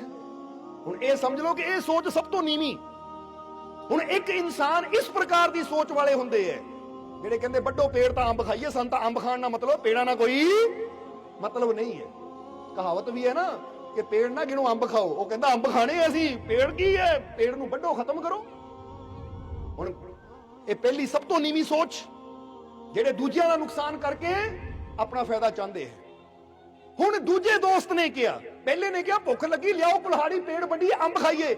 ਉਹ ਦੂਜੇ ਨੇ ਕਿਹਾ ਭਾਈ ਪੇੜ ਵੱਢਣ ਦੀ ਲੋੜ ਕੀ ਹੈ, ਉਹ ਪੇੜ ਵੱਢਣ ਦੀ ਲੋੜ ਕੀ ਹੈ, ਏਦਾਂ ਕਰਦੇ ਟਹਿਣੀ ਵੱਢਦੇ ਆ, ਪੂਰਾ ਪੇੜ ਕਾਹਨੂੰ ਵੱਢਣਾ, ਆ ਜਿਹੜੀ ਟਹਿਣੀ ਤੇ ਸਭ ਤੋਂ ਜ਼ਿਆਦਾ ਅੰਬ ਲੱਗੇ ਆ ਇਹਨੂੰ ਵੱਢਦੇ ਆ, ਪੂਰੇ ਪੇੜ ਦਾ ਨੁਕਸਾਨ ਕਿਉਂ ਕਰਨਾ। ਇਹ ਸੋਚ ਥੋੜੀ ਉੱਪਰ ਆ ਗਈ, ਇਹ ਸੋਚ ਥੋੜੀ ਉੱਪਰ ਆ ਗਈ, ਉੱਚੀ ਆ ਗਈ। ਕਿਉਂਕਿ ਪਹਿਲਾਂ ਤਾਂ ਪੇੜ ਵੱਢਣ ਨੂੰ ਤਿਆਰ ਸੀ, ਦੂਜਾ ਕਹਿੰਦਾ ਛੱਡੋ ਪੇੜ ਨੂੰ ਰਹਿਣ ਦਿਓ, ਟਹਿਣੀ ਵੱਢ ਲਓ। ਹੁਣ ਫੇਰ ਕਈ ਕੀ ਕਰਦੇ ਆ, ਕਈ ਕਹਿੰਦੇ ਬੰਦੇ ਨੂੰ ਮਾਰਨਾ ਛੱਡੋ, ਉਹਦਾ ਹੇਰਾਫੇਰੀ ਕਰਕੇ ਲੁੱਟ ਲਓ, ਜਾਨ ਨਾ ਜਾਵੇ ਅਗਲੇ ਦੀ, ਪਰ ਉਹਦਾ ਹੇਰਾਫੇਰੀ ਕਰ ਲਓ, ਝੂਠ ਬੋਲ ਲਓ, ਕਿਸੇ ਤਰ੍ਹਾਂ ਉਹਦਾ ਹੱਕ ਖੋ ਕੇ ਖਾ ਲਓ, ਜਿੱਦਾਂ ਕਿ ਹੁੰਦਾ ਹੀ ਹੈ। ਉਹ ਜਾਨ ਤਾਂ ਨਹੀਂ ਲੈਂਦੇ ਬੰਦੇ ਦੀ, ਪਰ ਝੂਠ ਬੋਲ ਕੇ, ਹੇਰਾਫੇਰੀਆਂ ਕਰਕੇ ਬੰਦੇ ਦਾ ਪੈਸਾ, ਬੰਦੇ ਦਾ ਮਾਲ, ਬੰਦੇ ਦੀ ਜ਼ਮੀਨ ਹੜਪ ਕਰ ਲੈਂਦੇ, ਠੀਕ ਹੈ, ਜਾਨ ਨਹੀਂ ਲੈਂਦੇ। ਇੱਕ ਪਹਿਲੀ ਪ੍ਰਕਾਰ ਦੇ ਹੁੰਦੇ ਜਿਹੜੇ ਛੁਰਾ ਹੀ ਮਾਰਦੇ ਆ, ਪੇਟ 'ਚ ਜ਼ਹਿਰ ਦਿੰਦੇ ਆ, ਗੋਲੀ ਮਾਰਦੇ ਆ ਲੁੱਟਣ ਵਾਸਤੇ, ਜਿਹਨੂੰ ਆਪਾਂ ਕਹਿੰਦੇ ਚੋਰ ਉਚੱਕੇ ਡਾਕੂ, ਜਿਹਦਾ ਪਿੱਛੇ ਜੇ ਕਹਿੰਦੇ ਕਾਲੇ ਕੱਛਿਆਂ ਵਾਲੇ। ਉਹ ਪਹਿਲੀ ਪ੍ਰਕਾਰ ਦੀ ਸੋਚ ਹੈ, ਜਾਨ ਲੈ ਲਓ, ਲੁੱਟ ਕੇ ਲੈ ਜਾਓ। ਪਰ ਹੁਣ ਦੂਜੀ ਪ੍ਰਕਾਰ ਥੋੜੀ ਉੱਚੀ ਸੋਚ ਜਿਹੜੀ ਕਹਿੰਦੀ ਹੈ ਜਾਨ ਕਾਹਨੂੰ ਲੈਣੀ, ਕਿਸੇ ਤਰ੍ਹਾਂ ਹੇਰਾ ਫੇਰੀ ਕਰਕੇ, ਠਗੀ ਕਰਕੇ, ਝੂਠ ਬੋਲ ਕੇ ਕਿਸੇ ਤਰ੍ਹਾਂ ਬਸ ਉਹਦੀ ਕੱਢ ਲਓ, ਯਾਨੀ ਉਹਦੀ ਜੇਬ ਚੋਂ ਧਨ ਕੱਢ ਲਓ, ਉਹਦੇ ਕੋਲੋਂ ਜੋ ਵੀ ਹੈ ਲੁੱਟ ਲਓ। ਇਸ ਨੂੰ ਕਹਿੰਦੇ ਪੂਰਾ ਪੇੜ ਕਾਹਨੂੰ ਖਤਮ ਕਰਨਾ, ਟਹਿਣੀ ਵੱਢੋ, ਠੀਕ ਹੈ। ਪਰ ਤੀਸਰੇ ਨੇ ਕਿਹਾ, ਉਹ ਕਹਿੰਦਾ ਯਾਰ ਟਹਿਣੀ ਵੀ ਕਾਹਨੂੰ ਵੱਢਣੀ ਹੈ, ਪੱਥਰ ਚੱਕੋ, ਪੱਥਰ ਮਾਰੋ। ਹੁਣ ਥੋੜੀ ਉੱਚੀ ਸੋਚ ਆ ਗਈ ਕਿ ਟਹਿਣੀ ਵੀ ਕਿਉਂ ਵੱਢੀਏ, ਪੱਥਰ ਚੱਕੋ, ਪੱਥਰ ਮਾਰੋ, ਪੱਥਰ ਵੱਜੇਗਾ, ਪੇੜ ਦੀਆਂ ਟਹਿਣੀਆਂ 'ਚ ਲੱਗੇਗਾ, ਅੰਬ ਝੜਨਗੇ, ਪੱਤੇ ਝੜਨਗੇ, ਕੋਈ ਫਰਕ ਨਹੀਂ, ਸਾਨੂੰ ਤਾਂ ਅੰਬ ਮਿਲ ਜਾਣਗੇ। ਹੁਣ ਕਈ ਹੁੰਦੇ ਐ ਕਿ ਠੀਕ ਹੈ ਭਾਈ ਏਦਾਂ ਆਪਾਂ ਲੁੱਟਣਾ ਨਹੀਂ ਹੈ, ਹੇਰਾ ਫੇਰੀ ਨਹੀਂ ਕਰਨੀ, ਪਰ ਜੇ ਸਾਡੇ ਕੋਲ ਮਾਲ ਨਾ 100 ਰੁਪਏ ਦਾ, ਕੋਈ 500 ਦਾ, ਯਾਨੀ ਉਹਨੂੰ ਦਾਮ ਵਧਾ ਕੇ ਦਿਓ, ਯਾਨੀ ਚੀਜ਼ ਵੀ ਦਿੰਦੇ ਐ ਪਰ ਸਾਨੂੰ ਵਾਜਿਬ ਰੇਟ ਤੇ ਨਹੀਂ ਦਿੰਦੇ, ਮਹਿੰਗੀ। ਤਾਂ ਫਰਜ਼ ਕਰੋ ਇੱਕ ਪਲਾਟ ਦਾ ਸੌਦਾ ਕਰਨਾ ਹੋਵੇ, ਹੁਣ ਬੰਦੇ ਨੂੰ ਪਤਾ ਨਹੀਂ ਉੱਥੇ ਜ਼ਮੀਨ ਕੀ ਭਾਅ ਦੀ ਹੈ, ਬੰਦਾ ਇੱਕ ਵਿੱਚ ਬ੍ਰੋਕਰ ਪਾ ਲੈਂਦਾ, ਯਾਨੀ ਜੋ ਜ਼ਮੀਨ ਦੇਣ ਵਾਲਾ ਹੈ ਉਹਨੂੰ ਪਤਾ ਕਿ ਇੱਥੇ 30,000 ਨੂੰ ਮਰਲਾ ਹੈ, ਪਰ ਉਹਨੂੰ ਪਤਾ ਨਹੀਂ ਇਹਨੂੰ 60,000 ਦਾ ਵੇਚ ਦਿਓ, ਦੱਸ ਕੇ ਚੀਜ਼ ਵੀ ਦੇ ਰਹੇ ਹੈ, ਚੀਜ਼ ਵੀ ਉਹਨੂੰ ਦੇ ਰਹੇ ਹੈ, ਪਰ ਉਹਦੇ ਕੋਲ ਲੈ ਵੀ ਮੁਨਾਫਾ ਉਹ ਜ਼ਿਆਦਾ ਰਹੇ। ਇਹ ਸੋਚ ਥੋੜੀ ਹੋਰ ਉੱਪਰ ਆ ਜਾਂਦੀ ਹੈ ਕਿ ਬੰਦੇ ਨੂੰ ਚਲੋ ਕੁਝ ਮਿਲੇ ਵੀ ਪਰ ਸਾਡਾ ਵੀ ਜ਼ਿਆਦਾ ਫਾਇਦਾ ਹੋਵੇ। ਫਿਰ ਚੌਥੇ ਦੋਸਤ ਨੇ ਕਿਹਾ, ਉਹ ਭਾਈ ਉਹ ਕਾਹਨੂੰ ਪੱਥਰ ਵੀ ਮਾਰਨੇ, ਉਹ ਪੇੜ ਬੜਾ ਚੰਗਾ ਹੈ, ਪੱਥਰ ਮਾਰਦੇ ਆ, ਟਹਿਣੀਆਂ ਤੇ ਲੱਗਦੇ ਆ, ਪੇੜ ਨੂੰ ਕਾਹਨੂੰ ਤਕਲੀਫ ਦੇਣੀ, ਤੁਸੀਂ ਏਦਾਂ ਕਰੋ ਬਹਿ ਜਾਓ ਥੱਲੇ, ਥੱਲੇ ਬਹਿ ਜਾਓ, ਜਦੋਂ ਫਲ ਪੱਕਣਗੇ ਝੜਨਗੇ ਫਿਰ ਚੱਕਾਂਗੇ। ਉਹ ਪੇੜ ਨੂੰ ਪੱਥਰ ਵੀ ਕਿਉਂ ਮਾਰਨਾ, ਵੱਢਣਾ ਵੀ ਕਿਉਂ, ਟਹਿਣੀ ਵੀ ਕਿਉਂ ਤੋੜਨੀ, ਥੱਲੇ ਬਹਿ ਜਾਓ, ਪੱਕੇ ਫਲ ਝੜਨਗੇ ਫਿਰ ਖਾ ਲਾਵਾਂਗੇ। ਹੁਣ ਇਹ ਚੌਥੇ ਪ੍ਰਕਾਰ ਦੀ ਬੁੱਧੀ ਕਿਹੜੀ ਹੁੰਦੀ ਹੈ, ਉਹ ਕਾਹਨੂੰ ਯਾਰ ਮਿਹਨਤ ਕਾਹਨੂੰ ਕਰਨੀ ਹੈ, ਰੱਬ ਤੇ ਭਰੋਸਾ ਰੱਖੋ, ਜੇ ਕਿਸਮਤ ਚ ਹੋਇਆ ਤਾਂ ਆਪੇ ਮਿਲ ਜਾਏਗਾ, ਬੈਠੇ ਰਹੋ ਬਸ, ਉਹਨਾਂ ਨੇ ਕੁਝ ਕਰਨਾ ਹੀ ਨਹੀਂ। ਹੁਣ ਸੋਚੋ ਭੁੱਖ ਹੁਣ ਲੱਗੀ ਹੈ, ਕਦੋਂ ਫਲ ਪੱਕਣਗੇ, ਕਦੋਂ ਫਲ ਝੜਨਗੇ, ਹਵਾ ਆਏਗੀ, ਹਨੇਰੀ ਆਏਗੀ, ਫਲ ਝੜਨਗੇ, ਫਿਰ ਖਾਵਾਂਗੇ, ਇਹ ਚ ਪਤਾ ਨਹੀਂ 2 ਦਿਨ ਲੱਗਣੇ, 4 ਦਿਨ ਲੱਗਣੇ, ਹਫ਼ਤਾ ਲੱਗਣਾ, ਤਾਂ ਉਹਨੇ ਦਿਨ ਭੁੱਖੇ ਮਰ ਜਾਵਾਂਗੇ। ਇਹ ਚੌਥੀ ਸੋਚ, ਚੌਥੇ ਪ੍ਰਕਾਰ ਦੀ ਸੋਚ, ਕਰਨਾ ਕੁਛ ਨਾ ਪਵੇ, ਝੜ ਗਿਆ ਪੱਕਿਆ ਥੱਲਿਓਂ ਚੱਕ ਕੇ ਖਾ ਲਾਵਾਂਗੇ, ਪੇੜ ਨੂੰ ਵੀ ਕੋਈ ਤਕਲੀਫ ਨਹੀਂ, ਤਾਂ ਸਾਨੂੰ ਮਿਹਨਤ ਕਰਨ ਦੀ ਲੋੜ ਨਹੀਂ, ਐਵੇਂ ਕੁਲਾੜੀ ਨਾ ਵੱਢੋ, ਟਹਿਣੀਆਂ ਵੱਢੋ, ਪੱਥਰ ਮਾਰੋ, ਕਿਹੜਾ ਮਿਹਨਤ ਕਰੇ। ਬੰਦਾ ਕਹਿੰਦਾ ਕਿਸਮਤ ਚ ਹੋਇਆ, ਕਿਹੜਾ ਮਿਹਨਤ ਕਰੇ, ਕਹਿੰਦੇ ਆ ਕਿ ਰੱਬ ਸਾਰੇ ਰੋਟੀ ਦਿੰਦਾ ਹੈ, ਆਪੇ ਦੇਗਾ ਸਾਨੂੰ, ਪਰ ਅਸੀਂ ਕਈ ਵਾਰ ਦੱਸਿਆ ਕਿ ਰੱਬ ਰੋਟੀ ਸਾਰਿਆਂ ਨੂੰ ਦਿੰਦਾ ਹੈ, ਰੋਟੀ ਤਾਂ ਪੰਛੀਆਂ ਨੂੰ ਵੀ ਦਿੰਦਾ ਹੈ, ਪਰ ਆਲਣੇ 'ਚ ਨਹੀਂ ਦਿੰਦਾ। ਉੱਥੇ ਵੀ ਪੰਛੀਆਂ ਨੂੰ ਆਪਣਾ ਦਾਣਾ ਚੁਗਣ ਵਾਸਤੇ ਆਲਣੇ ਨੂੰ ਛੱਡ ਕੇ ਦਾਣੇ ਦੀ ਖੋਜ ਕਰਨੀ ਪੈਂਦੀ ਹੈ, ਉੜਦਾ ਹੈ ਪੰਛੀ ਤਾਂ ਫਿਰ ਜਾ ਕੇ ਦਾਣਾ ਲੱਭ ਕੇ ਖਾਂਦਾ ਹੈ। ਮਿਹਨਤ ਤਾਂ ਪੰਛੀਆਂ ਨੂੰ ਵੀ ਕਰਨੀ ਪੈਂਦੀ ਹੈ, ਕੀੜੇ ਮਕੌੜਿਆਂ ਨੂੰ ਵੀ ਕਰਨੀ ਪੈਂਦੀ ਹੈ, ਛੋਟੀ ਛੋਟੀਆਂ ਕੀੜੀਆਂ ਨੂੰ ਦੇਖਦੇ ਹੋ ਨਾ ਤੁਸੀਂ, ਕਿੰਨਾ ਮਿਹਨਤ ਕਰਦੀਆਂ ਹੈ, ਦਾਣਾ ਲੱਭਦੀਆਂ ਹੈ, ਮਿਲਦਾ ਹੈ ਤਾਂ ਚੱਕ ਕੇ ਘਰ ਲਿਆਂਦੀਆਂ ਹੈ। ਹੁਣ ਛੋਟੇ ਛੋਟੇ ਕੀਟ ਪਤੰਗੇ ਤੱਕ ਆਪਣੇ ਰਿਜ਼ਕ ਵਾਸਤੇ ਮਿਹਨਤ ਕਰ ਰਹੇ ਹੈ, ਤਾਂ ਬੰਦਾ ਕਵੇ ਕਿਸਮਤ ਚ ਹੋਇਆ ਤਾਂ ਮਿਲ ਜਾਏਗਾ। ਬੋਲੋ ਸਮਝਦੇ ਹੋ ਕਿ ਨਹੀਂ? ਤਾਂ ਐਸੇ ਬੰਦੇ ਨੂੰ ਇਕੱਲੇ ਨੂੰ ਬਿਠਾ ਦਿਓ, ਜੇ ਘਰ ਵਾਲੀ ਤੋਂ ਰੋਟੀ ਮੰਗੇ, ਰੋਟੀ ਲਿਆ, ਭੁੱਖ ਲੱਗੀ ਹੈ, ਬੈਠੇ ਰਹੋ ਜੀ, ਕਿਸਮਤ ਚ ਹੋਇਆ ਤਾਂ ਆਪੇ ਮਿਲ ਜਾਏਗੀ, ਮੈਂ ਕਿਉਂ ਟੈਨਸ਼ਨ ਲਵਾਂ, ਕਿਸਮਤ ਚ ਹੋਇਆ ਤਾਂ ਆ ਜਾਏਗੀ, ਤੁਹਾਡੇ ਮੂਹਰੇ ਥਾਲ ਆ ਜਾਏਗਾ, ਬੁਰਕੀ ਟੁੱਟੇਗੀ, ਆਪਣੇ ਆਪ ਤੁਹਾਡੇ ਮੂੰਹ ਚ ਪੈ ਜਾਏਗੀ, ਤੁਸੀਂ ਬੈਠੇ ਰਹੋ, ਤੁਹਾਡੀ ਕਿਸਮਤ ਚ ਹੋਇਆ ਤਾਂ ਆਪੇ ਮਿਲ ਜਾਏਗੀ। ਉਹਨਾਂ ਕਹਿੰਦੇ ਇਦਾਂ ਵੀ ਰੋਟੀ ਮਿਲਦੀ ਹੈ, ਤੂੰ ਬਣਾਉਂਗੀ ਤਾਂ ਹੀ ਆਣੀ ਹੈ, ਹੁਣ ਜੇ ਮੈਂ ਬਣਾਉਂਗੀ ਤਾਂ ਆਣੀ ਹੈ, ਤਾਂ ਤੁਸੀਂ ਕਮਾਉਂਗੇ ਤਾਂ ਹੀ ਮੈਂ ਬਣਾਉਂਗੀ। ਪਤਨੀ ਵੀ ਕਵੇ ਅੱਗਿਓਂ ਕਿ ਤੁਸੀਂ ਤਾਂ ਹੱਥ ਹੱਥ ਰੱਖ ਕੇ ਬੈਠੇ ਹੋ ਕਿਸਮਤ ਤੇ ਛੱਡ ਕੇ, ਕਿਸਮਤ ਚ ਹੋਇਆ ਤਾਂ ਆ ਜਾਏਗੀ, ਤਾਂ ਕਿਸਮਤ ਚ ਵੀ ਆਪ ਨਹੀਂ ਹੁੰਦੀ, ਉਹਦੇ ਵਾਸਤੇ ਵੀ ਰੱਬ ਕਹਿੰਦਾ ਮਿਹਨਤ ਕਰ ਫਿਰ ਮੈਂ ਦੇਣੀ ਹੈ, ਕਿਸਮਤ ਚ ਵੀ ਫਿਰ ਹੁੰਦੀ ਹੈ। ਇਸ ਲਈ ਚੌਥੇ ਪ੍ਰਕਾਰ ਦੇ ਬੰਦੇ ਹੁੰਦੇ ਆ, ਉਹ ਬਹਿ ਜਾਓ, ਫਲ ਆਪਣੇ ਆਪ ਝੜਨਗੇ, ਹਵਾ ਆਏਗੀ, ਹਨੇਰੀ ਆਏਗੀ, ਪੱਕੇ ਫਲ ਝੜਨਗੇ, ਖਾ ਲਵਾਂਗੇ।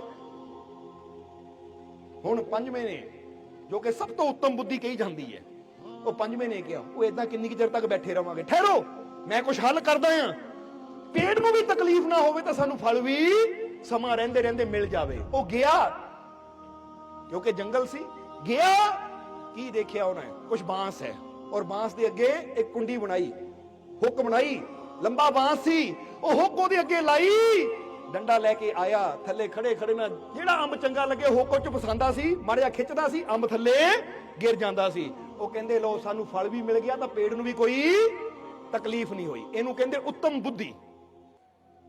ਹੁਣ ਇਸੇ ਤਰ੍ਹਾਂ ਸਮਝ ਲਓ ਕਿ ਜਿਹੜੇ ਉੱਤਮ ਬੁੱਧੀ ਵਾਲੇ ਐ, ਅਸੀਂ ਇਹਨਾਂ ਨੂੰ ਕਹਿ ਸਕਦੇ ਹਾਂ ਗੁਰੂ ਰਹਿਬਰ ਸੰਤ, ਕਿਉਂਕਿ ਇਹ ਜੀਵਨ ਰੂਪੀ ਇਸ ਪੇੜ ਦੇ ਕੋਲ ਆਏ ਐ, ਤਾਂ ਇਹ ਨਾ ਤਕਲੀਫ ਦਿੰਦੇ ਐ ਕਿਸੇ ਨੂੰ ਕਿ ਕਿਸੇ ਨੂੰ ਵੱਢ ਦਈਏ, ਕੱਟ ਦਈਏ, ਇਹ ਨਾ ਕਿਸੇ ਦਾ ਹੱਕ ਖੋਂਦੇ ਐ, ਇਹ ਨਾ ਕਿਸੇ ਦਾ ਬੁਰਾ ਕਰਦੇ ਐ, ਹਾਂ ਇਹ ਪੰਜਵੀਂ ਬੁੱਧੀ ਵਾਲੇ ਦੀ ਤਰ੍ਹਾਂ ਉੱਤਮ ਸੋਚ ਦਾ ਇਸਤੇਮਾਲ ਕਰਦੇ ਆ ਕਿ ਉਹ ਢੰਗ ਕਿਹੜਾ ਅਪਣਾਈਏ, ਉਹ ਤਰੀਕਾ ਕਿਹੜਾ ਅਪਣਾਈਏ ਕਿ ਸਭ ਨੂੰ ਫਲ ਵੀ ਮਿਲ ਜਾਣ ਔਰ ਕਿਸੇ ਦਾ ਨੁਕਸਾਨ ਵੀ ਨਾ ਹੋਵੇ। ਇਸ ਲਈ ਉਹ ਇੱਕ ਯੁਕਤੀ ਇਦਾਂ ਦੀ ਬਣਾਉਂਦੇ, ਯੁਕਤੀ ਇਹ ਨਹੀਂ ਕਹਿੰਦੇ ਆ, ਯੁਕਤੀ ਤਰੀਕਾ, ਵਿਧੀ, ਢੰਗ, ਉਹ ਢੰਗ ਹੀ ਐਸਾ ਇਸਤੇਮਾਲ ਕਰਦੇ ਆ ਕਿ ਬੰਦੇ ਨੂੰ ਫਲ ਵੀ ਮਿਲ ਜਾਵੇ ਤਾਂ ਪੇੜ ਦਾ ਨੁਕਸਾਨ ਵੀ ਨਾ ਹੋਵੇ। ਇਸੇ ਤਰ੍ਹਾਂ ਇੱਥੇ ਵੀ ਅਸੀਂ ਇਹੀ ਸਮਝ ਸਕਦੇ ਹਾਂ ਕਿ ਜਦੋਂ ਸਾਨੂੰ ਗੁਰੂ ਰਹਿਬਰ ਸ਼ਬਦ ਦਿੰਦੇ ਆ ਨਾ ਤਾਂ ਸਮਝ ਲਓ ਸ਼ਬਦ ਉਹੀ ਯੁਕਤੀ ਹੈ ਕਿ ਜਿਹਦੇ ਨਾਲ ਅਸੀਂ ਪ੍ਰਭੂ ਦੀ ਕਿਰਪਾ ਦੇ ਫਲ ਨੂੰ ਬੜੀ ਆਸਾਨੀ ਨਾਲ ਪ੍ਰਾਪਤ ਕਰਕੇ ਉਹ ਫਲਾਂ ਦਾ ਸਵਾਦ ਆਪਣੇ ਜੀਵਨ 'ਚ ਲੈ ਸਕਦੇ ਹਾਂ ਔਰ ਆਪਣੀ ਜਨਮਾਂ ਜਨਮਾਂ ਦੀ ਭੁੱਖ ਨੂੰ ਮਿਟਾ ਸਕਦੇ ਹਾਂ। ਉਹ ਯੁਕਤੀ ਚਾਹੀਦੀ ਹੈ, ਉਹ ਵਿਧੀ ਚਾਹੀਦੀ ਹੈ। ਇਸ ਲਈ ਇੱਥੇ ਵੀ ਅਸੀਂ ਤੁਹਾਨੂੰ ਇਹੀ ਕਹਾਂਗੇ ਕਿ ਅਗਰ ਤੁਸੀਂ ਵੀ ਪ੍ਰਮਾਤਮਾ ਨੂੰ ਪਾਣਾ ਚਾਹੁੰਦੇ ਹੋ ਤਾਂ ਨਾ ਪਹਿਲੀ ਪ੍ਰਕਾਰ ਦੇ ਬਣੋ ਕਿ ਕਿਸੇ ਨੂੰ ਤਕਲੀਫ ਦੇ ਕੇ ਮਾਰ ਕੇ ਉਹਦਾ ਹੱਕ ਖੋਈਏ, ਨਾ ਦੂਜੀ ਪ੍ਰਕਾਰ ਦੇ ਬਣੀਏ, ਨਾ ਤੀਜੀ ਪ੍ਰਕਾਰ ਦੇ, ਨਾ ਚੌਥੇ ਪ੍ਰਕਾਰ ਦੇ ਕਿ ਬੈਠੇ ਰਹੀਏ ਕਿਸਮਤ ਤੇ ਛੱਡ ਕੇ। ਬਣੀਏ ਤਾਂ ਉੱਤਮ ਬੁੱਧੀ ਵਾਲੇ ਕਿ ਜਿਹੜੀ ਚੀਜ਼ ਨੂੰ ਅਸੀਂ ਪ੍ਰਾਪਤ ਕਰਨਾ ਚਾਹੁੰਦੇ ਆ ਨਾ ਉਹਦਾ ਰਸਤਾ ਲੱਭੀਏ, ਉਹ ਰਸਤਾ ਇਦਾਂ ਲੱਭੀਏ ਕਿ ਚੀਜ਼ ਵੀ ਸਾਨੂੰ ਮਿਲ ਜਾਵੇ ਤਾਂ ਕਿਸੇ ਦਾ ਨੁਕਸਾਨ ਵੀ ਨਾ ਹੋਵੇ। ਹੁਣ ਫਰਜ਼ ਕਰੋ ਤੁਸੀਂ ਨਵੇਂ ਸ਼ਹਿਰ ਜਾਣਾ ਹੋਵੇ, ਗੱਡੀ ਚਲਾਓ, ਤੁਸੀਂ ਇਦਾਂ ਵੀ ਗੱਡੀ ਚਲਾ ਸਕਦੇ ਹੋ ਕਿ ਜਾਂਦੇ ਜਾਂਦੇ 100 ਬੰਦੇ ਦੇ ਲੱਤਾਂ ਤੋੜਦੇ ਜਾਓ ਕਿ ਮੈਂ ਤਾਂ ਨਵੇਂ ਸ਼ਹਿਰ ਪਹੁੰਚਣਾ, ਲੱਤਾਂ ਟੁੱਟਦੀਆਂ ਜਾਣ ਕਿਸੇ ਦੀਆਂ, ਮਰਨ ਕੋਈ ਮੈਨੂੰ ਪਰਵਾਹ ਨਹੀਂ। ਤਾਂ ਤੁਸੀਂ ਇਸ ਢੰਗ ਨਾਲ ਵੀ ਜਾ ਸਕਦੇ ਹੋ ਕਿ ਮੈਂ ਮੰਜ਼ਿਲ ਤੇ ਵੀ ਪਹੁੰਚਣਾ ਪਰ ਮੇਰੀ ਵਜ੍ਹਾ ਨਾਲ ਕਿਸੇ ਦਾ ਨੁਕਸਾਨ ਨਾ ਹੋਵੇ, ਆਪ ਵੀ ਬਚ ਕੇ ਚਲਾਂ ਤਾਂ ਦੂਜਿਆਂ ਨੂੰ ਵੀ ਬਚਾ ਕੇ ਚਲਾਂ। ਏਦਾਂ ਤੁਸੀਂ ਗੱਡੀ ਆਰਾਮ ਨਾਲ ਚਲਾਉਂਦੇ ਲਿਜਾਓਗੇ ਕਿ ਸਹੀ ਸਲਾਮਤ ਤੁਹਾਡੀ ਗੱਡੀ ਮੰਜ਼ਿਲ ਤੇ ਪਹੁੰਚ ਜਾਵੇ, ਜਿੰਨਾ ਕਿਸੇ ਦਾ ਬੁਰਾ ਹੋਵੇ ਹੀ ਨਾ। ਕਿਉਂਕਿ ਜਦੋਂ ਕਿਸੇ 'ਚ ਗੱਡੀ ਠੋਕਾਂਗੇ, ਟੱਕਰ ਕਰਾਂਗੇ, ਉਹਨੂੰ ਤਾਂ ਪਰੇਸ਼ਾਨੀ ਹੋਏਗੀ, ਸਾਨੂੰ ਵੀ ਪਰੇਸ਼ਾਨੀ ਹੋਏਗੀ। ਬੋਲੋ ਹੋਏਗੀ ਕਿ ਨਹੀਂ? ਇਸ ਲਈ ਅਸੀਂ ਇਹ ਗੱਲ ਹਮੇਸ਼ਾ ਯਾਦ ਰੱਖੀਏ ਸਾਰੇ ਕਿ ਅਗਰ ਆਪਣੇ ਜੀਵਨ ਨੂੰ ਆਨੰਦਮਈ ਬਣਾਉਣਾ ਹੈ ਤਾਂ ਜਿੱਦਾਂ ਗੁਰੂਆਂ ਨੇ ਕਿਹਾ ਨਾ, ਕਿਉਂਕਿ ਅੱਜ ਦੱਸਿਆ ਕਿ ਤਰੀਕੇ ਦੱਸਣੇ ਕਿ ਕਿਸ ਤਰੀਕੇ ਨਾਲ ਅਸੀਂ ਪ੍ਰਭੂ ਤੱਕ ਪਹੁੰਚ ਸਕਦੇ ਹਾਂ, ਤਾਂ ਸਭ ਤੋਂ ਪਹਿਲੀ ਇਹ ਵੀ ਗੱਲ ਸਾਨੂੰ ਯਾਦ ਰੱਖਣੀ ਚਾਹੀਦੀ ਹੈ ਕਿ ਕਿਸੇ ਨਾਲ ਨਫ਼ਰਤ ਨਾ ਕਰੋ। ਕਿਉਂਕਿ ਗੁਰੂ ਕਹਿੰਦੇ ਐ ਕਿਸੇ ਨਾਲ ਨਫ਼ਰਤ ਨਾ ਕਰ। ਜੇ ਕਿਸੇ ਵਾਸਤੇ ਤੇਰੇ ਮਨ 'ਚ ਨਫ਼ਰਤ ਹੈ ਉਹਨੂੰ ਮਾਫ ਕਰ ਦੇ, ਛੱਡ ਦੇ, ਭੁੱਲ ਜਾ। ਹੁਣ ਤੁਸੀਂ ਕਹੋਗੇ ਜੀ ਇਹਦੇ ਨਾਲ ਕੀ ਹੋਏਗਾ, ਤਾਂ ਅਸੀਂ ਕਹਾਂਗੇ ਕਿ ਗੁਰੂਆਂ ਨੇ ਤਾਂ ਬਹੁਤ ਪਹਿਲਾਂ ਇਹ ਗੱਲ ਕਹੀ ਹੈ ਕਿ ਨਫ਼ਰਤ ਨਾ ਕਰੋ, ਪਰ ਅੱਜ ਦੇ ਸਮੇਂ ਅੰਦਰ ਸਾਇੰਸ ਵੀ ਇਹ ਚੀਜ਼ ਦਾ ਪ੍ਰੂਫ ਦਿੰਦੀ ਹੈ ਕਿ ਅਗਰ ਤੂੰ ਨਫ਼ਰਤ ਕਰਦਾ ਹੈ, ਅਗਰ ਕ੍ਰੋਧ ਕਰਦਾ ਹੈ ਤਾਂ ਭਾਈ ਇਹਦਾ ਪ੍ਰਭਾਵ ਤੇਰੇ ਜੀਵਨ ਤੇ ਪੈਂਦਾ ਹੈ। ਸਮਝਦੇ ਹੋ ਕਿ ਨਹੀਂ? ਮਹਾਤਮਾ ਬੁੱਧ ਤਾਂ ਇਹ ਗੱਲ ਦਾ ਪ੍ਰੈਕਟੀਕਲ ਕਰਕੇ ਦਿਖਾਉਂਦੇ ਸੀ। ਜਦੋਂ ਕੋਈ ਉਹਨਾਂ ਦੇ ਕੋਲ ਆਂਦਾ ਸੀ ਕਿ ਮਹਾਰਾਜ ਮੈਨੂੰ ਸ਼ਾਂਤੀ ਕਿੱਦਾਂ ਮਿਲੇ, ਤਾਂ ਉਹ ਸਭ ਤੋਂ ਪਹਿਲਾਂ ਗੱਲ ਪੁੱਛਦੇ ਸੀ ਕਿ ਤੇਰੇ ਦਿਲ 'ਚ ਕਿਸੇ ਵਾਸਤੇ ਨਫ਼ਰਤ ਤਾਂ ਨਹੀਂ? ਕਿਉਂਕਿ ਨਫ਼ਰਤ ਹੁੰਦੀ ਹੈ ਨਾ ਕਈਆਂ ਦੇ ਦਿਲਾਂ 'ਚ, ਮੈਨੂੰ ਉਹ ਆਦਮੀ ਚੰਗਾ ਨਹੀਂ ਲੱਗਦਾ, ਉਹ ਔਰਤ ਚੰਗੀ ਨਹੀਂ ਲੱਗਦੀ, ਉਹ ਬੰਦਾ ਚੰਗਾ ਨਹੀਂ ਲੱਗਦਾ, ਉਹ ਤਾਂ ਮੇਰਾ ਸਭ ਤੋਂ ਬੜਾ ਸ਼ਤਰੂ ਹੈ, ਦੁਸ਼ਮਣ, ਉਹਦੀ ਸ਼ਕਲ ਦੇਖਣੀ ਪਸੰਦ ਨਹੀਂ। ਕੋਈ ਨਾ ਕੋਈ ਇਦਾਂ ਦਾ ਇਨਸਾਨ ਦੇ ਜੀਵਨ 'ਚ ਹੁੰਦਾ ਹੈ ਕਿ ਬੰਦਾ ਜਿਹਨੂੰ ਦੇਖ ਕੇ ਕ੍ਰੋਧ ਕਰਦਾ ਹੈ। ਤਾਂ ਮਹਾਤਮਾ ਬੁੱਧ ਪਹਿਲੇ ਇੱਕੋ ਹੀ ਗੱਲ ਪੁੱਛਦੇ ਸੀ ਕਿ ਭਾਈ ਦਿਲ 'ਚ ਨਫ਼ਰਤ ਤਾਂ ਨਹੀਂ? ਉਹ ਕਹਿੰਦੇ ਜੀ ਹੈ। ਕਹਿੰਦੇ ਫਿਰ ਜਿੱਥੇ ਨਫ਼ਰਤ ਹੋਵੇ ਉੱਥੇ ਸ਼ਾਂਤੀ ਕਦੀ ਹੋ ਹੀ ਨਹੀਂ ਸਕਦੀ। ਅੱਜ ਸਾਇੰਸ ਵੀ ਇਹ ਚੀਜ਼ ਨੂੰ ਸਾਬਿਤ ਕਰਦੀ ਹੈ। ਉਹ ਕਿੱਦਾਂ ਕਰਦੀ ਉਹ ਵੀ ਤੁਹਾਨੂੰ ਦੱਸਾਂਗੇ, ਪਰ ਇੱਕ ਤੁਹਾਡੇ ਨਾਲ ਪ੍ਰੈਕਟੀਕਲ ਕਰੀਏ ਥੋੜਾ ਜਿਹਾ ਪ੍ਰੈਕਟੀਕਲ ਕੀ ਕਿ ਤੁਹਾਡੇ ਮਨ 'ਚ ਕਿਸੇ ਨਾ ਕਿਸੇ ਵਾਸਤੇ ਨਫ਼ਰਤ ਹੈ? ਇਦਾਂ ਸਾਡੇ ਵੱਲ ਦੇਖ ਕੇ ਨਹੀਂ, ਉਦਾਂ ਹੁਣ ਕਹੀ ਜਾਣਾ ਹੈ ਨਹੀਂ, ਹੈ ਨਹੀਂ। ਜਰਾ ਗੌਰ ਕਰਨਾ, ਹੁਣ ਜਿੰਨਾ ਮਰਜ਼ੀ ਕਹੋ ਜੋ ਹੈ ਨਹੀਂ ਨਫ਼ਰਤ, ਹੈ ਨਹੀਂ ਨਫ਼ਰਤ, ਹੈ ਨਹੀਂ ਨਫ਼ਰਤ, ਪਰ ਜਿਹੜੇ ਵਿਆਹ ਸ਼ਾਦੀਆਂ ਆਉਂਦੀਆਂ ਨਾ ਪਤਾ ਉਦੋਂ ਲੱਗਦਾ ਇਹਨੂੰ ਕਾਰਡ ਨਹੀਂ ਦੇਣਾ, ਇਹਨੂੰ ਨਹੀਂ ਸੱਦਣਾ, ਇਹ ਸਾਡਾ ਖਾਸ ਰਿਸ਼ਤੇਦਾਰ ਆ ਪਰ ਸੱਦਣਾ ਨਹੀਂ, ਇਹ ਬੰਦਾ ਚੰਗਾ ਹੈ ਨਹੀਂ। ਫਿਰ ਪਤਾ ਲੱਗਦਾ ਇਹਨੂੰ ਕੱਪੜਾ ਨਹੀਂ ਦੇਣਾ, ਇਹਨੂੰ ਉਦਾਂ ਨਹੀਂ ਦੇਣਾ। ਤਾਂ ਜੇ ਕਿਸੇ ਨੇ ਸਗਨ 'ਚ 100 ਰੁਪਇਆ ਦਿੱਤਾ, ਕਿੱਦਾਂ ਦਾ ਬੰਦਾ 100 ਦੇ ਗਿਆ ਹੈ, ਐਸੀ 500 ਦਿੱਤਾ ਸੀ, ਇਹ 100 ਦੇ ਗਿਆ। ਉੱਥੋਂ ਹੀ ਨਫ਼ਰਤਾਂ ਪੈਦਾ ਹੋ ਜਾਂਦੀਆਂ, ਉੱਥੋਂ ਹੀ ਛੋਟੀ ਛੋਟੀਆਂ ਗੱਲਾਂ ਹੋ ਜਾਂਦੀਆਂ ਹੈ। ਪਰ ਉਹ ਸਮਝਦੇ ਹੋ ਕਿ ਨਹੀਂ? ਇਸ ਲਈ ਸਮਝਣਾ ਕਿ ਤਾਂ ਹੀ ਤਾਂ ਸਾਡੇ ਪ੍ਰਧਾਨ ਮੰਤਰੀ ਨੂੰ ਵੀ ਇੱਕ ਸੋਝੀ ਆਈ ਕਿ ਜਦੋਂ ਬੰਦਾ 100 ਰੁਪਇਆ ਦਿੰਦਾ ਹੈ ਤਾਂ ਸ਼ਰਮ ਜੀ ਆਉਂਦੀ ਕਿ 100 ਦੇ ਰਿਹਾ ਹੈ, 500 ਦਿੰਦਾ ਤਾਂ ਜਾਨ ਨਿਕਲਦੀ ਹੈ। 500 ਉਹ ਕਹਿੰਦੇ 200 ਦਾ ਦਿਓ, 200 ਦਾ ਨੋਟ ਦਿਓ, ਨਾ ਸ਼ਰਮ ਆਵੇ ਨਾ ਜਾਨ ਨਿਕਲੇ। ਵਿੱਚ ਹੀ ਰੱਖ ਲਓ, ਤਾਂ 200 ਦਾ ਨੋਟ ਬਣਾਇਆ ਸਪੈਸ਼ਲ ਉਹਨਾਂ ਵਾਸਤੇ, ਸ਼ਗਨ ਦੇਣ ਵਾਲਿਆਂ ਵਾਸਤੇ, ਕਿ ਨਾ ਸ਼ਰਮਿੰਦਗੀ ਮਹਿਸੂਸ ਹੋਵੇ ਤਾਂ ਨਾ 500 ਦੇਣ ਲੱਗਿਆ ਜਾਨ ਨਿਕਲੇ, ਹਾਏ ਮੇਰੀ ਤਾਂ ਜਾਨ ਨਿਕਲ, 500 ਦੇਵਾਂ। ਉਹ ਕਹਿੰਦੇ 200 ਦੇ ਕਾਕਾ, 200 ਦਾ ਨੋਟ ਬਣਾਤਾ, ਬੇਫਿਕਰ ਹੋ ਕੇ ਦੇ, ਨਾ ਸ਼ਰਮ ਦੀ ਗੱਲ ਕਿ 100 ਦਿੱਤਾ ਤਾਂ ਨਾ ਹਾਰਟ ਅਟੈਕ ਹੋਏਗਾ, ਨਾ ਟੈਨਸ਼ਨ ਦੀ ਗੱਲ ਕਿ ਜ਼ਿਆਦਾ ਦੇ ਦਿੱਤਾ। ਇਸ ਲਈ ਵਿਚਕਾਰ ਜੇ ਰੱਖ ਲਿਆ ਬੰਦੇ ਨੂੰ, ਦੇਖੋ ਕਿੰਨੇ ਬੰਦੇ ਦੀ ਦੂਰ ਦੀ ਸੋਚ, ਸਾਡੇ ਭਲੇ ਦੀ ਸੋਚ ਹੈ।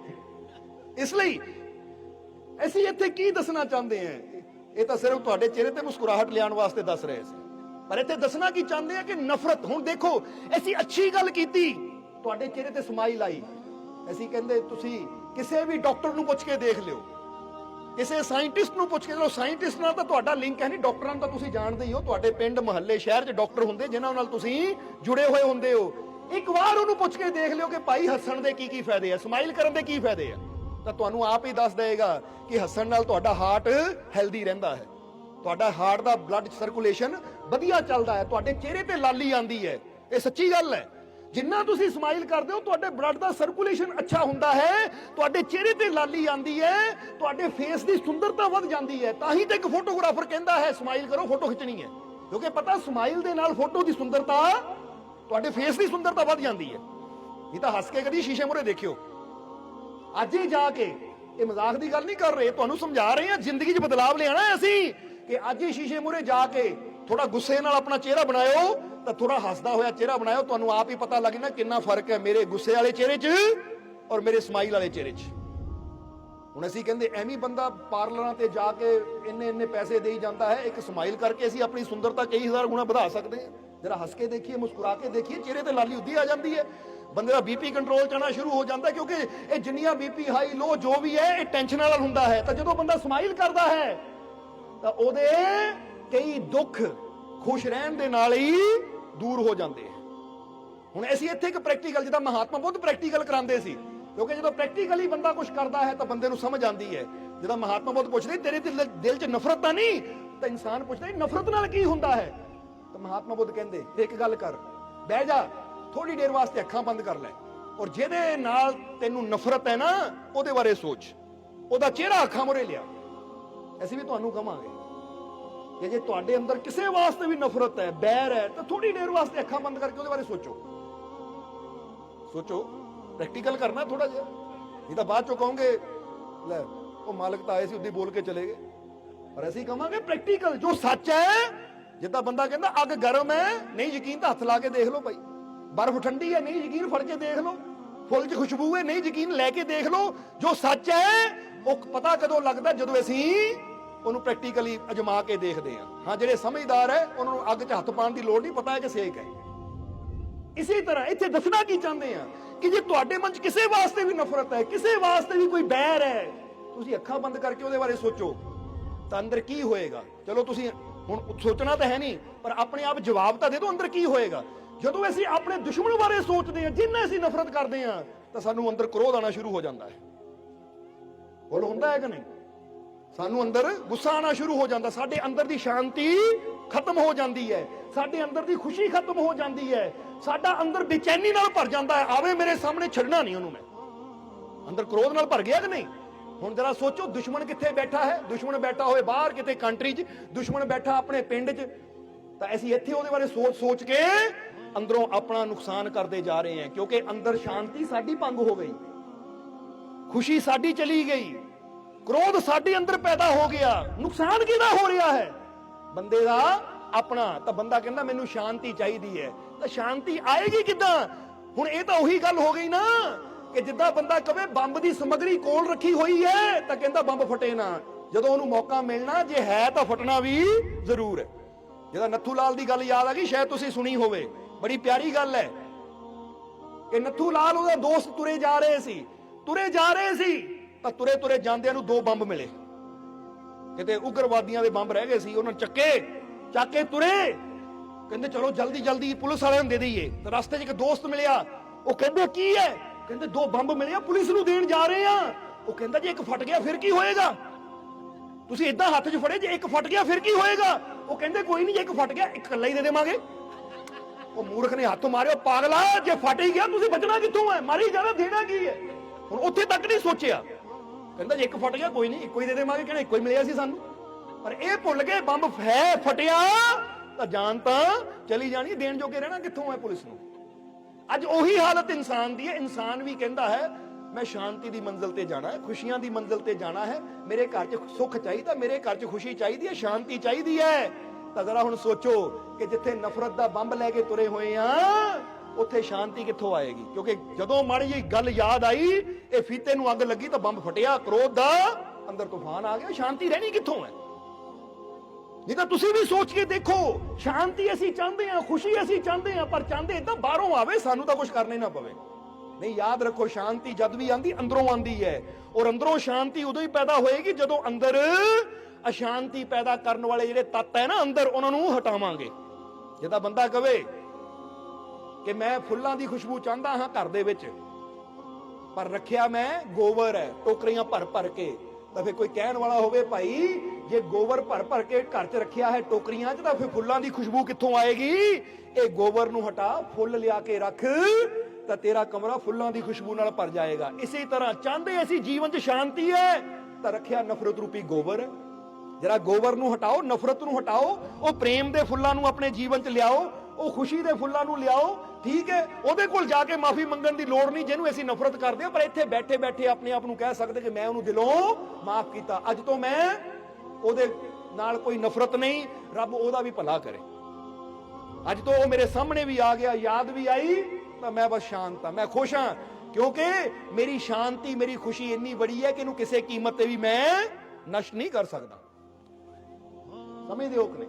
ਜਾਂ ਇਹਨੂੰ ਇਦਾਂ ਸਮਝ ਲਓ ਕਿ ਫਰਜ਼ ਕਰੋ ਕਿ ਤੁਹਾਡਾ ਕੋਈ ਬਹੁਤ ਬੜਾ ਪਿਆਰਾ ਹੈ ਔਰ ਅਚਾਨਕ ਉਹਦੀ ਜ਼ਿਆਦਾ ਤਬੀਅਤ ਖਰਾਬ ਹੋ ਜਾਵੇ ਔਰ ਉਹ ਤੁਹਾਡੀ ਗੱਡੀ 'ਚ ਹੈ।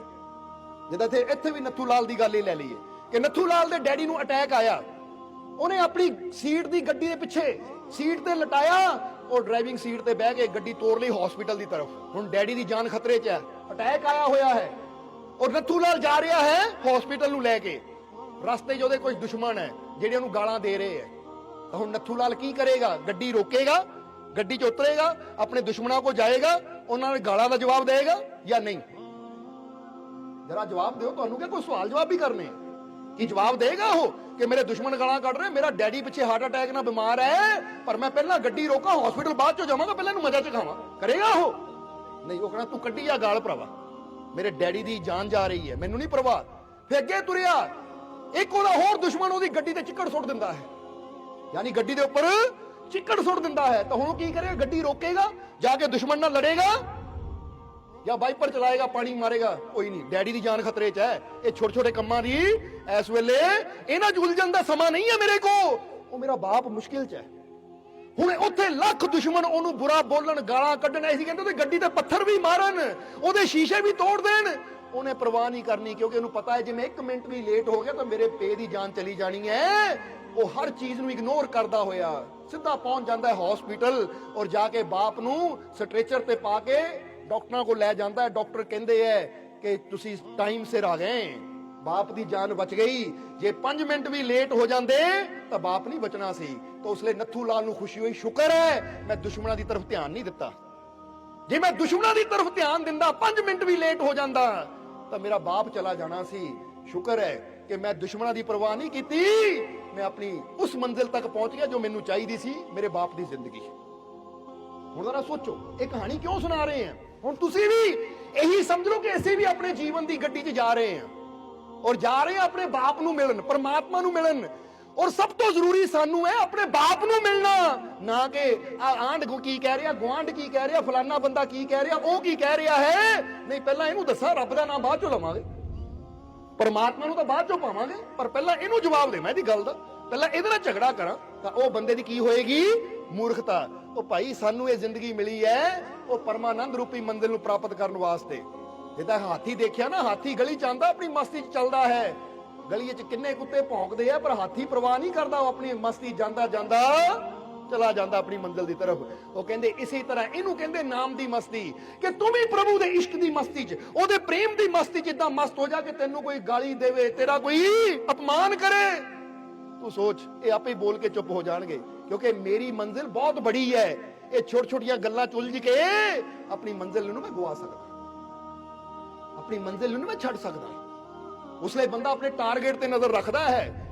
ਬਹੁਤ ਜਨਮ ਵਿਛੜੇ ਥੇ ਮਾਧੋ, ये जन्म तुम्हारे लेखे, कि पता है ये जन्म ਉਹਦੇ ਲੇਖੇ ਲਾਣਾ ਹੈ। ਤਾਂ ਜੇ ਮੈਂ ਇਦਾਂ ਦੀਆਂ ਗੱਲਾਂ 'ਚ ਉਲਝਿਆ ਰਿਹਾ, ਲੜਾਈਆਂ ਝਗੜਿਆਂ 'ਚ ਫਸਿਆ ਰਿਹਾ, ਤਾਂ ਮੈਂ ਕਦੀ ਉਹਦੇ ਲੇਖੇ ਜੀਵਨ ਲਾਈ ਨਹੀਂ ਪਾਣਾ। ਫਿਰ ਤਾਂ ਇਦਾਂ ਦੇ, ਕਿਉਂਕਿ ਇੱਕ ਹਟਿਆ ਦੂਜੇ ਨੇ, ਦੂਜਾ ਹਟਿਆ ਤੀਜੇ ਨੇ, ਫਿਰ ਤਾਂ ਸਾਰੀ ਜ਼ਿੰਦਗੀ ਇਦਾਂ ਹੀ ਕੋਰਟ ਕਚਹਿਰੀਆਂ ਠਾਣਿਆਂ 'ਚ ਹੀ ਨਿਕਲ ਜਾਣੀ ਹੈ। ਬੈਠ ਕੇ ਬੰਦਗੀ ਕਦੋਂ ਕਰਨੀ ਹੈ, ਭਜਨ ਕਦੋਂ ਕਰਨਾ ਹੈ। ਇਸ ਲਈ ਜਿਹਨਾਂ ਨੂੰ ਪਤਾ ਮੇਰੀ ਮੰਜ਼ਿਲ ਉਹ ਬੜੀ ਹੈ, ਪਰਮਾਨੰਦ ਹੈ, ਉਹ ਛੋਟੀ ਛੋਟੀਆਂ ਗੱਲਾਂ ਦੀ ਪਰਵਾਹ ਨਹੀਂ ਕਰਦੇ। ਨੱਥੂ ਲਾਲ ਨੂੰ ਪਤਾ ਸੀ ਮੇਰੇ ਬਾਪ ਦੀ ਜ਼ਿੰਦਗੀ ਬੜੀ ਹੈ, ਮੈਂ ਇਹਨਾਂ ਚੀਜ਼ਾਂ ਦੀ ਪਰਵਾਹ ਕਿਉਂ ਕਰਾਂ, ਕੋਈ ਮੈਨੂੰ ਕੀ ਕਹਿ ਰਿਹਾ ਕੀ ਬੋਲ ਰਿਹਾ, ਮੈਂ ਤਾਂ ਆਪਣੀ ਮੰਜ਼ਿਲ ਦੇਖਣੀ ਹੈ, ਮੇਰਾ ਬਾਪ ਬਚਣਾ ਚਾਹੀਦਾ, ਬਾਪ ਮੈਨੂੰ ਤੰਦਰੁਸਤ ਚਾਹੀਦਾ ਹੈ। ਇਦਾਂ ਹੀ ਅਸੀਂ ਵੀ ਆਪਣੇ ਬਾਪ ਦੀ ਤਰਫ ਦੇਖੀਏ ਕਿ ਮੇਰਾ ਪਰਮ ਪਿਤਾ ਪਰਮਾਤਮਾ ਮੈਨੂੰ ਉਹ ਖੁਸ਼ ਚਾਹੀਦਾ ਹੈ। ਦੁਨੀਆ ਕੀ ਕਹਿੰਦੀ ਹੈ ਮੈਨੂੰ ਫਿਕਰ ਨਹੀਂ। ਤਾਂ ਹੀ ਤਾਂ ਕਹਿੰਦੇ ਆ ਨਾ, ਕੀਜੇ ਆਪਣਾ ਕਾਮ ਜਗਤ ਕੋ ਭੌਂਕਣ ਦੀਜੇ, ਜਾਤ ਬरुन कुल खोए गुरु का मार्ग लीजे। ਕਬੀਰ ਸਾਹਿਬ ਦੀ ਬਾਣੀ ਹੈ ਕਿ ਐ ਪਿਆਰਿਆ ਤੂੰ ਆਪਣਾ ਕੰਮ ਕਰ, ਇਹ ਦੁਨੀਆ ਭੌਂਕਦੀ ਹੈ, ਬੋਲਦੀ ਹੈ, ਬੋਲੀ ਜਾਵੇ। ਜਾਤ ਬरुन कुल खोए ਕਿ ਆਪਣੇ ਜਾਤ ਪਾਤ ਨੂੰ, ਊਂਚ ਨੀਚ ਦੇ ਭੇਦ ਭਾਵਾਂ ਨੂੰ ਖਤਮ ਕਰਕੇ ਤੂੰ ਗੁਰੂ ਦੇ ਦੱਸੇ ਮਾਰਗ ਤੇ ਚੱਲ, ਕਿਉਂਕਿ ਇਸ ਮਾਰਗ ਤੇ ਚੱਲ ਕੇ ਤੈਨੂੰ ਮੰਜ਼ਿਲ ਮਿਲਣੀ ਹੈ।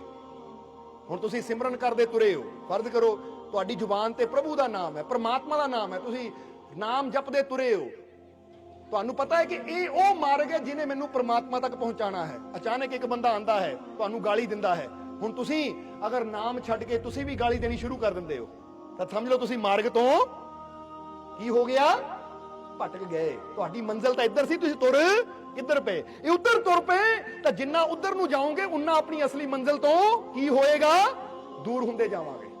ਪਤਾ ਕਿ ਸਾਡਾ ਰਸਤਾ ਇੱਧਰ ਮੁੜ ਕੇ ਗਲਤ ਮੋੜ, ਤਾਂ ਜਿੰਨਾ ਗਲਤ ਮੋੜ ਤੇ ਜਾਵਾਂਗੇ ਉਨਾ ਅਸੀਂ ਆਪਣੀ ਮੰਜ਼ਿਲ ਤੋਂ ਭਟਕਦੇ ਜਾਵਾਂਗੇ। ਅੱਜ ਹੋਇਆ ਇਹੀ ਹੈ, ਬੰਦਾ ਆਪਣੀ ਅਸਲੀ ਮੰਜ਼ਿਲ ਨੂੰ ਛੱਡ ਕੇ ਗਲਤ ਮਾਰਗ ਤੇ ਇੰਨਾ ਭਟਕ ਗਿਆ ਕਿ ਸਾਰੀ ਜ਼ਿੰਦਗੀ ਭਟਕਦੇ ਦੀ ਗੁਜ਼ਰ ਜਾਂਦੀ ਹੈ, ਅਸਲੀ ਮੰਜ਼ਿਲ ਤੱਕ ਬੰਦਾ ਪਹੁੰਚ ਹੀ ਨਹੀਂ ਪਾਉਂਦਾ। ਇਸ ਲਈ ਗੁਰੂਆਂ ਨੇ ਕਿਹਾ ਬਹੁਤ ਜਨਮ ਵਿਛੜੇ ਥੇ ਮਾਧੋ, ਉਹ ਬਹੁਤ ਜਨਮ ਹੋ ਗਏ ਭਟਕਦੇ ਨੂੰ, ਕਦੀ ਇੱਧਰ ਭਟਕ ਗਿਆ ਕਦੀ ਉੱਧਰ ਭਟਕ ਗਿਆ, ਪਰ ਹੁਣ ਤਾਂ ਸਹੀ ਮਾਰਗ ਪਕੜ ਲੈ ਤਾਂ ਕਿ ਇਹ ਜਨਮ ਤੁਮਾਰੇ ਲੇਖੇ, ਤਾਂ ਕਿ ਇਹ ਜਨਮ ਉਹਦੇ ਲੇਖੇ ਲੱਗ ਜਾਵੇ।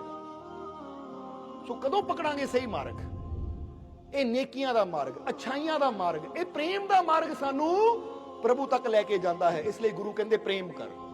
ਔਰ ਆਓ ਹੁਣ ਇਹ ਗੁਰਾਂ ਦੇ ਸ਼ਬਦ ਨੂੰ ਪੂਰਾ ਕਰੀਏ, ਫਿਰ ਸਤਸੰਗ ਨੂੰ ਸਮਾਪਤ ਕਰੀਏ, ਕਿਉਂਕਿ ਸਮਾਂ ਕਾਫੀ ਹੋ ਗਿਆ ਹੈ। ਕਿ ਇੱਥੇ ਸ਼੍ਰੀ ਗੁਰੂ ਰਵਿਦਾਸ ਜੀ ਕਹਿ ਰਹੇ ਹੈ, ਦਰਸ਼ਨ ਦੀਜੇ ਰਾਮ ਬਿਲੰਬ ਨਾ ਕੀਜੇ, ਕਿ ਹੁਣ ਢੇਰ ਨਾ ਕਰ।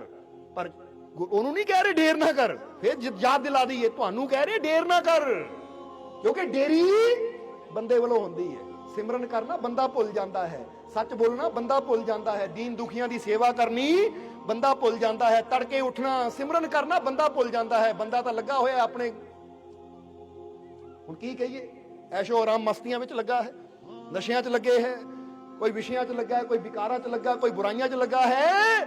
ਉਹ ਕਹਿੰਦੇ ਬਿਲੰਬ ਤੇਰੇ ਵੱਲੋਂ ਹੈ, ਉਹ ਮੰਜ਼ਿਲ ਤਾਂ ਤੇਰਾ ਇੰਤਜ਼ਾਰ ਕਰ ਰਹੀ, ਉਹ ਤਾਂ ਕਦੋਂ ਦਾ ਦੁਆਰ ਖੋਲ ਕੇ ਬੈਠਾ ਹੈ ਕਿ ਆ ਮੇਰੇ ਪਿਆਰਿਆ ਆ, ਪਰ ਤੂੰ ਹੀ ਭਟਕ ਜਾਂਦਾ ਹੈ ਮਾੜੀਆਂ ਮਾੜੀਆਂ ਗੱਲਾਂ ਤੇ। ਜਿੱਦਾਂ ਦੱਸਿਆ ਕਿ ਤੁਰੇ ਆ ਨਾਮ ਜਪਦੇ, ਕਿਸੇ ਨੇ ਬੁਰਾ ਕਰਤਾ ਉਹਦੇ ਮਗਰ ਤੁਰ ਪਏ ਜਵਾਬ ਦੇਣ, ਹੁਣ ਤੁਰ ਪਏ ਉਹਦਾ ਬੁਰਾ ਕਰਨ, ਜੇ ਇਹਨਾਂ ਮੇਰੇ ਇੱਟ ਮਾਰੀ ਤਾਂ ਮੈਂ ਇਹਦੇ ਪੱਥਰ ਲੱਭ ਕੇ ਮਾਰਨਾ ਹੈ।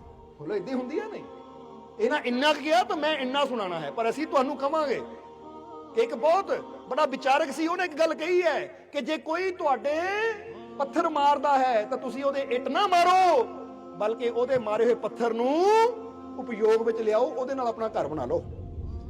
ਯਾਨੀ ਕਹਿਣ ਦਾ ਮਤਲਬ ਜੇ ਕੋਈ ਤੁਹਾਨੂੰ ਨਿੰਦਿਆ ਕਰਦਾ ਹੈ ਨਾ, ਤੁਸੀਂ ਉਹਦੇ ਨਾਲ ਆਪਣਾ ਘਰ ਬਣਾਉਣ ਦਾ ਮਤਲਬ ਕਿ ਵਿਚਾਰ ਕਰੋ।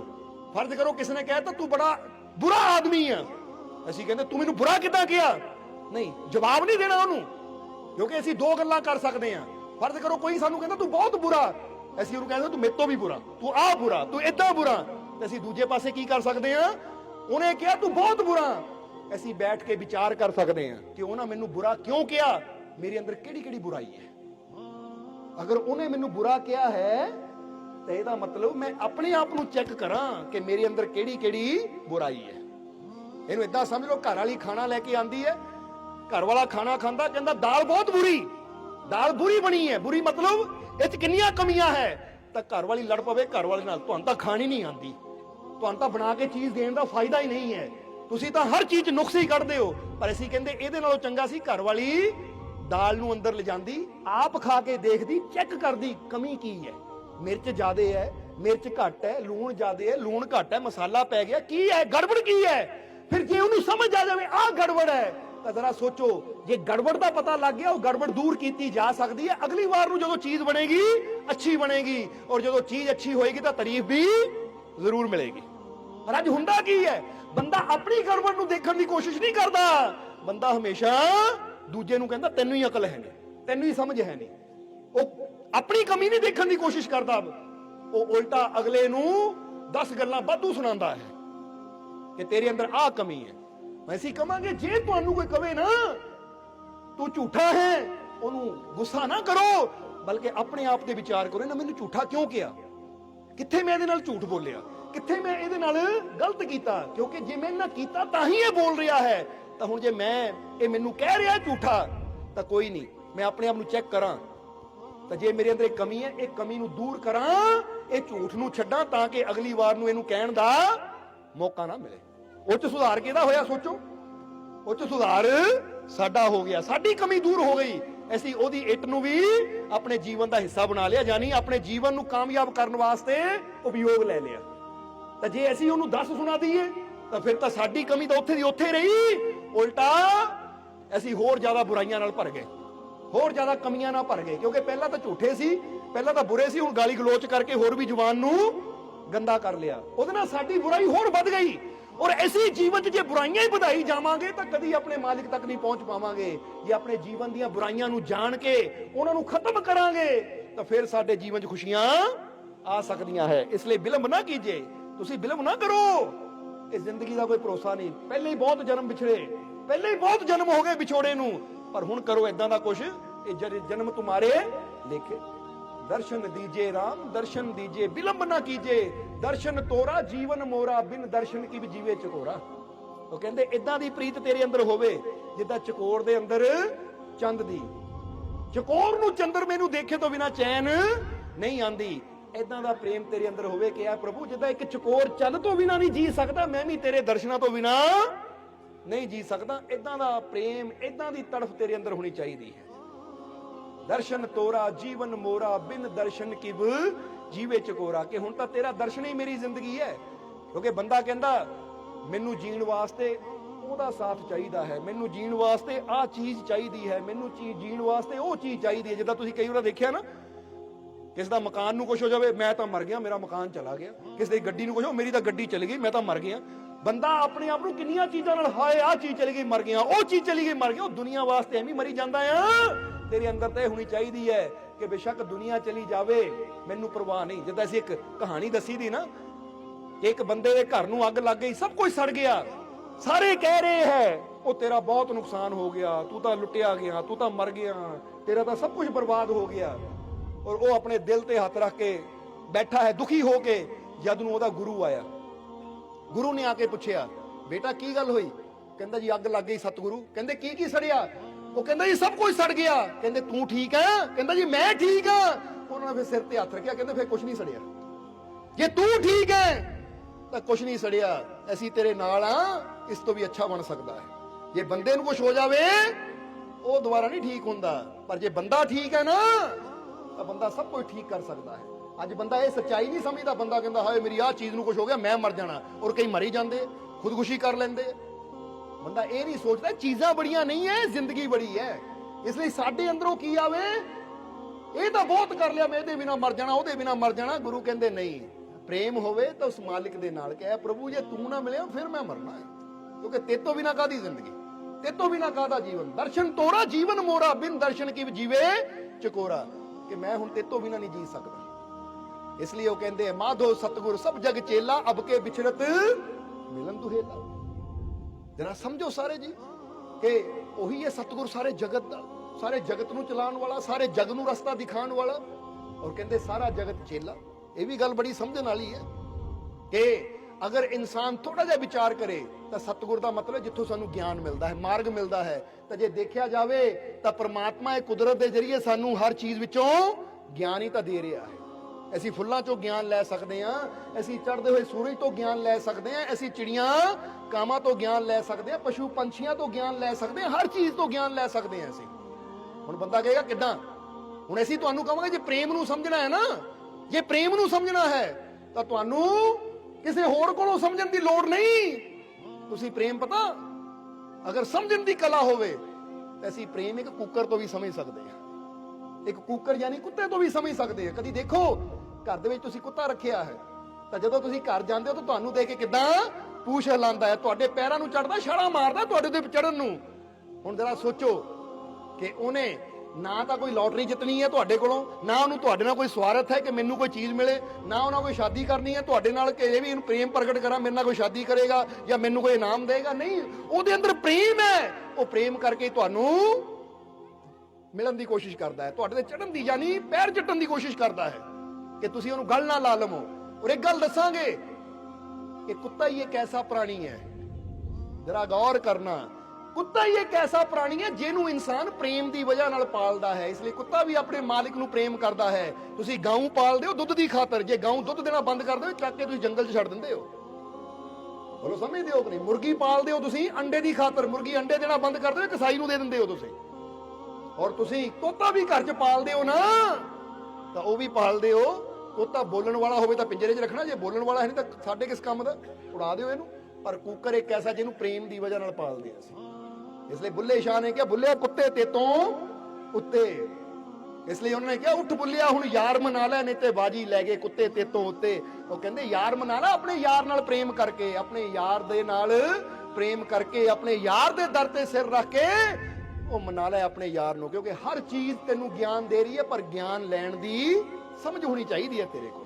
फूलों से तुम हंसना सीखो, भंवरों से गुनगुनाना, सूरज की किरणों से सीखो जगना और जगाना, धुएं से जे सार के सीखो ऊंची मंजिल पाना, वृक्षों की डाली से सीखो फल पाकर झुक जाना, मुर्गे की बोली से सीखो प्रभात प्रभु गुण गाना, कोयल की बानी से सीखो मीठे वचन सुनाना, और संतों की संगत से सीखो परमानंद समाना। हाले तो कुछ चीजों का नाम लिया, फुल पेड़ वृक्ष, पर हर चीज सानू सिखा रही है।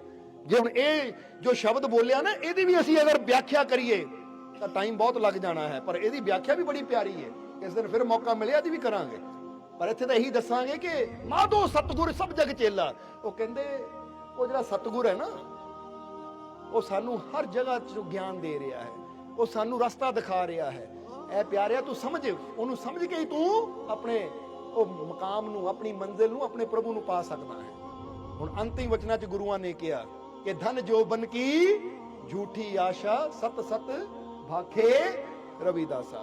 ਉਹ ਕਹਿੰਦੇ ਜਿਹੜੀਆਂ ਚੀਜ਼ਾਂ ਪਿੱਛੇ ਦੌੜ ਰਹੇ ਆ, ਕਿਹੜੀਆਂ ਝੂਠੀਆਂ ਆਸ਼ਾਵਾਂ 'ਚ ਪਿਆ ਹੋਇਆ ਹੈ।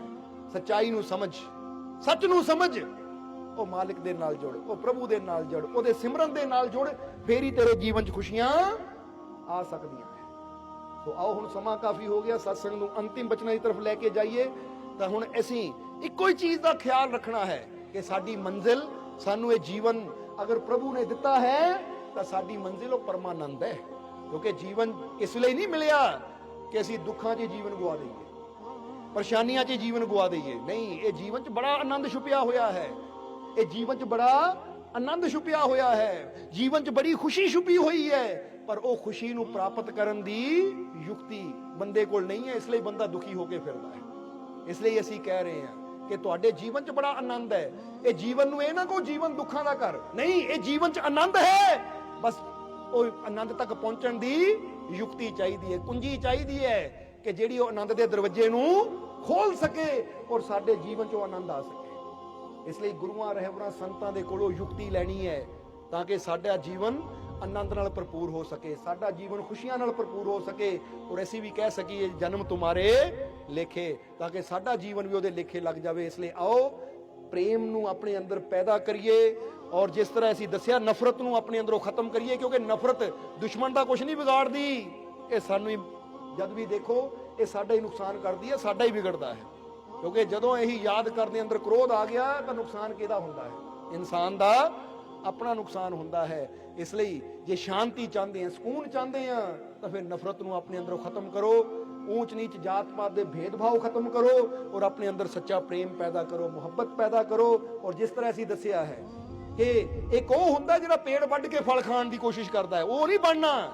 ਅਸੀਂ ਇਹ ਜੀਵਨ ਦੇ ਵਿੱਚ ਰਹਿ ਕੇ ਉਹ ਯੁਕਤੀ ਲੈਣੀ ਹੈ ਸਤਿਗੁਰ ਦੇ ਕੋਲੋਂ ਕਿ ਕਿੱਦਾਂ ਅਸੀਂ ਪ੍ਰਭੂ ਦੀ ਕਿਰਪਾ ਦੇ ਫਲ ਨੂੰ ਇਦਾਂ ਪ੍ਰਾਪਤ ਕਰੀਏ, ਉਹ ਕਾਮਯਾਬੀ ਦੇ ਫਲ ਨੂੰ, ਕਿ ਸਾਨੂੰ ਵੀ ਫਲ ਮਿਲੇ ਤਾਂ ਕਿਸੇ ਦਾ ਨੁਕਸਾਨ ਵੀ ਨਾ ਹੋਵੇ, ਸਭ ਦਾ ਭਲਾ ਕਰਦੇ ਚਲੇ ਜਾਈਏ। ਕਿਉਂਕਿ ਜ਼ਿੰਦਗੀ 'ਚ ਆਨੰਦ ਉਦੋਂ ਹੀ ਹੈ ਜਦੋਂ ਇਸ ਤਰ੍ਹਾਂ ਜ਼ਿੰਦਗੀ ਜੀਏ ਕਿ ਆਪ ਵੀ ਆਨੰਦ ਲਈਏ ਤਾਂ ਦੂਜਿਆਂ ਨੂੰ ਵੀ ਆਨੰਦ ਦਿੰਦੇ ਚਲੇ ਜਾਈਏ, ਦੂਜਿਆਂ ਦੇ ਜੀਵਨ 'ਚ ਵੀ ਖੁਸ਼ੀ ਭਰਦੇ ਚਲੇ ਜਾਈਏ, ਫਿਰ ਹੀ ਸਾਡਾ ਜੀਵਨ ਸਫਲ ਹੈ।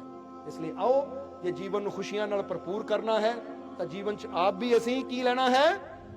ਆਨੰਦ। ਔਰ ਉਹ ਤੁਹਾਨੂੰ ਯੁਕਤੀ ਦੱਸੀ ਹੈ, ਵਿਧੀ ਦੱਸੀ ਹੈ ਕਿ ਤੁਸੀਂ ਨੇਕ ਮਾਰਗ ਤੇ ਚੱਲਣਾ ਹੈ, ਦੁਨੀਆ ਵੱਲ ਧਿਆਨ ਨਹੀਂ ਦੇਣਾ। ਕਿਉਂਕਿ ਇਹ ਸਮਝ ਲਓ ਕਿ ਸਾਡੀ ਮੰਜ਼ਿਲ, ਇਹ ਸਾਡਾ ਜੀਵਨ ਜਿਹੜਾ ਨਾ ਉਸ ਮੰਜ਼ਿਲ ਤੇ ਪਹੁੰਚਣ ਵਾਸਤੇ ਹੈ। ਇਹ ਦੁਨੀਆ ਦੇ ਝਗੜੇ ਕਰਕੇ, ਲੜਾਈਆਂ ਕਰਕੇ, ਗਾਲੀ ਗਲੋਚ ਵਿੱਚ ਇਹ ਦਿਨ, ਇਹ ਸਮਾਂ ਨਹੀਂ ਅਸੀਂ ਗਵਾਉਣਾ, ਕਿਉਂਕਿ ਸਾਡੀ ਮੰਜ਼ਿਲ ਬਹੁਤ ਬੜੀ ਹੈ। ਔਰ ਜਿਹਦੀ ਮੰਜ਼ਿਲ ਬੜੀ ਹੋਵੇ ਉਹ ਫਿਰ ਮਾੜੀਆਂ ਮੋਟੀਆਂ ਗੱਲਾਂ ਵਿੱਚ ਉਲਝ ਕੇ ਆਪਣੀ ਜ਼ਿੰਦਗੀ, ਆਪਣਾ ਜੀਵਨ ਬਰਬਾਦ ਨਹੀਂ ਕਰਦਾ। ਇਸ ਲਈ ਆਪਣੇ ਮਾਲਿਕ ਤੇ ਵਿਸ਼ਵਾਸ ਰੱਖਣਾ ਹੈ, ਨਸ਼ਿਆਂ ਦਾ ਤਿਆਗ ਕਰੀਏ, ਬੁਰਾਈਆਂ ਦਾ ਤਿਆਗ ਕਰੀਏ, ਨੇਕ ਮਾਰਗ ਤੇ ਚੱਲੀਏ।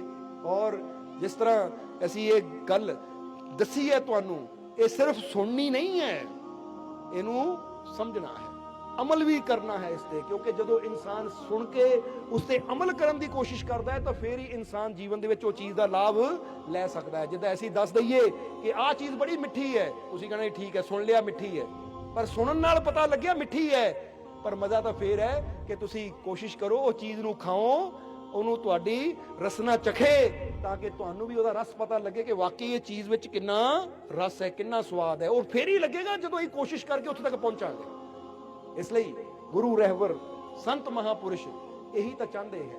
ਜਿੱਦਾਂ ਦੱਸਿਆ ਕਿ ਸ਼੍ਰੀ ਗੁਰੂ ਰਵਿਦਾਸ ਜੀ ਇਹੀ ਤਾਂ ਕਹਿੰਦੇ ਕਿ ਇਹ ਜਨਮ ਤੁਹਾਡਾ ਲੇਖੇ ਲੱਗ ਜਾਵੇ। ਇਸ ਲਈ ਆਪਣੇ ਸ਼ਬਦਾਂ ਦੇ ਜ਼ਰੀਏ ਗੁਰੂ ਸਾਨੂੰ ਮਾਰਗ ਦਿਖਾਉਂਦੇ ਆ, ਰਸਤਾ ਦਿਖਾਉਂਦੇ ਆ, ਤਾਂ ਕਿ ਉਸ ਰਸਤੇ ਚੱਲ ਕੇ ਅਸੀਂ ਆਪਣੀ ਮੰਜ਼ਿਲ ਨੂੰ ਪ੍ਰਾਪਤ ਕਰੀਏ ਔਰ ਆਪਣੇ ਜੀਵਨ 'ਚ ਵੀ ਖੁਸ਼ੀਆਂ ਮਾਣੀਏ ਔਰ ਐਸਾ ਜੀਵਨ ਬਣ ਜਾਵੇ ਕਿ ਦੂਜਿਆਂ ਨੂੰ ਵੀ ਖੁਸ਼ੀਆਂ ਦਿੰਦੇ ਚਲੇ ਜਾਈਏ। ਇਸ ਲਈ ਆਓ ਗੁਰੂਆਂ ਨਾਲ ਜੁੜੀਏ ਔਰ ਜੀਵਨ ਨੂੰ ਸਫਲ ਬਣਾਈਏ ਔਰ ਮਾਲਕ ਦੇ ਘਰ ਦੀ ਕਿਰਪਾ ਨੂੰ ਪ੍ਰਾਪਤ ਕਰੀਏ। ਔਰ ਹੁਣ ਇਹਨਾਂ ਵਚਨਾਂ ਦੇ ਨਾਲ ਹੀ ਅਸੀਂ ਅੱਜ ਦੇ ਸਤਸੰਗ ਦੀ ਸਮਾਪਤੀ ਕਰਾਂਗੇ ਔਰ ਅੰਤ ਵਿੱਚ ਇਹੀ ਉਸ ਮਾਲਕ ਦੇ ਚਰਨਾਂ 'ਚ ਅਰਦਾਸ ਬੇਨਤੀ ਕਰਾਂਗੇ ਕਿ ਉਹ ਮਾਲਕ ਤੁਹਾਨੂੰ ਸਭ ਨੂੰ ਨਾਮ ਨਾਲ ਜੁੜਨ ਦੀ ਤਾਕਤ ਦੇਣ, ਉਹ ਮਾਲਕ ਤੁਹਾਨੂੰ ਸਭ ਨੂੰ ਨਾਮ ਜਪਣ ਦੀ ਤਾਕਤ ਦੇਣ, ਸੇਵਾ ਸਿਮਰਨ ਕਰਨ ਦਾ ਤੁਹਾਨੂੰ ਬਲ ਬਖਸ਼ਣ ਔਰ ਤੁਹਾਡੀਆਂ ਸਭ ਦੀਆਂ ਤਕਲੀਫਾਂ, ਦੁੱਖਾਂ, ਪਰੇਸ਼ਾਨੀਆਂ ਨੂੰ ਮਾਲਕ ਦੂਰ ਕਰਨ, ਤੁਹਾਡੀਆਂ ਸਭ ਦੀਆਂ ਝੋਲੀਆਂ ਖੁਸ਼ੀਆਂ, ਰਹਿਮਤਾਂ, ਬਰਕਤਾਂ ਨਾਲ ਮਾਲਕ ਭਰਪੂਰ ਕਰਨ ਔਰ ਆਪਣੀ ਕਿਰਪਾ, ਦਇਆ, ਮਿਹਰ ਹਮੇਸ਼ਾ ਹੀ ਮਾਲਕ ਤੁਹਾਡੇ ਤੇ ਬਣਾਏ ਰੱਖੇ।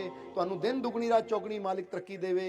ਇਹੀ ਸਾਡੀ ਉਸ ਮਾਲਕ ਦੇ ਚਰਨਾਂ 'ਚ ਅਰਦਾਸ ਬੇਨਤੀ ਹੈ। ਔਰ ਹੁਣ ਅੰਤ ਵਿੱਚ ਤੁਹਾਡੇ ਸਭ ਦੇ ਅੰਦਰ ਵਸਦੇ ਉਸ ਮਾਲਕ ਨੂੰ ਅਸੀਂ ਪ੍ਰਣਾਮ ਕਰਦੇ ਹਾਂ। ਸਾਡਾ ਇਹ ਪ੍ਰਣਾਮ ਸਵੀਕਾਰ ਕਰੋ। ਜੈ ਮਾਲਕਾ, ਜੈ ਮਾਲਕਾਂ ਦੀ, ਜੈ ਮਾਲਕਾਂ ਦੀ।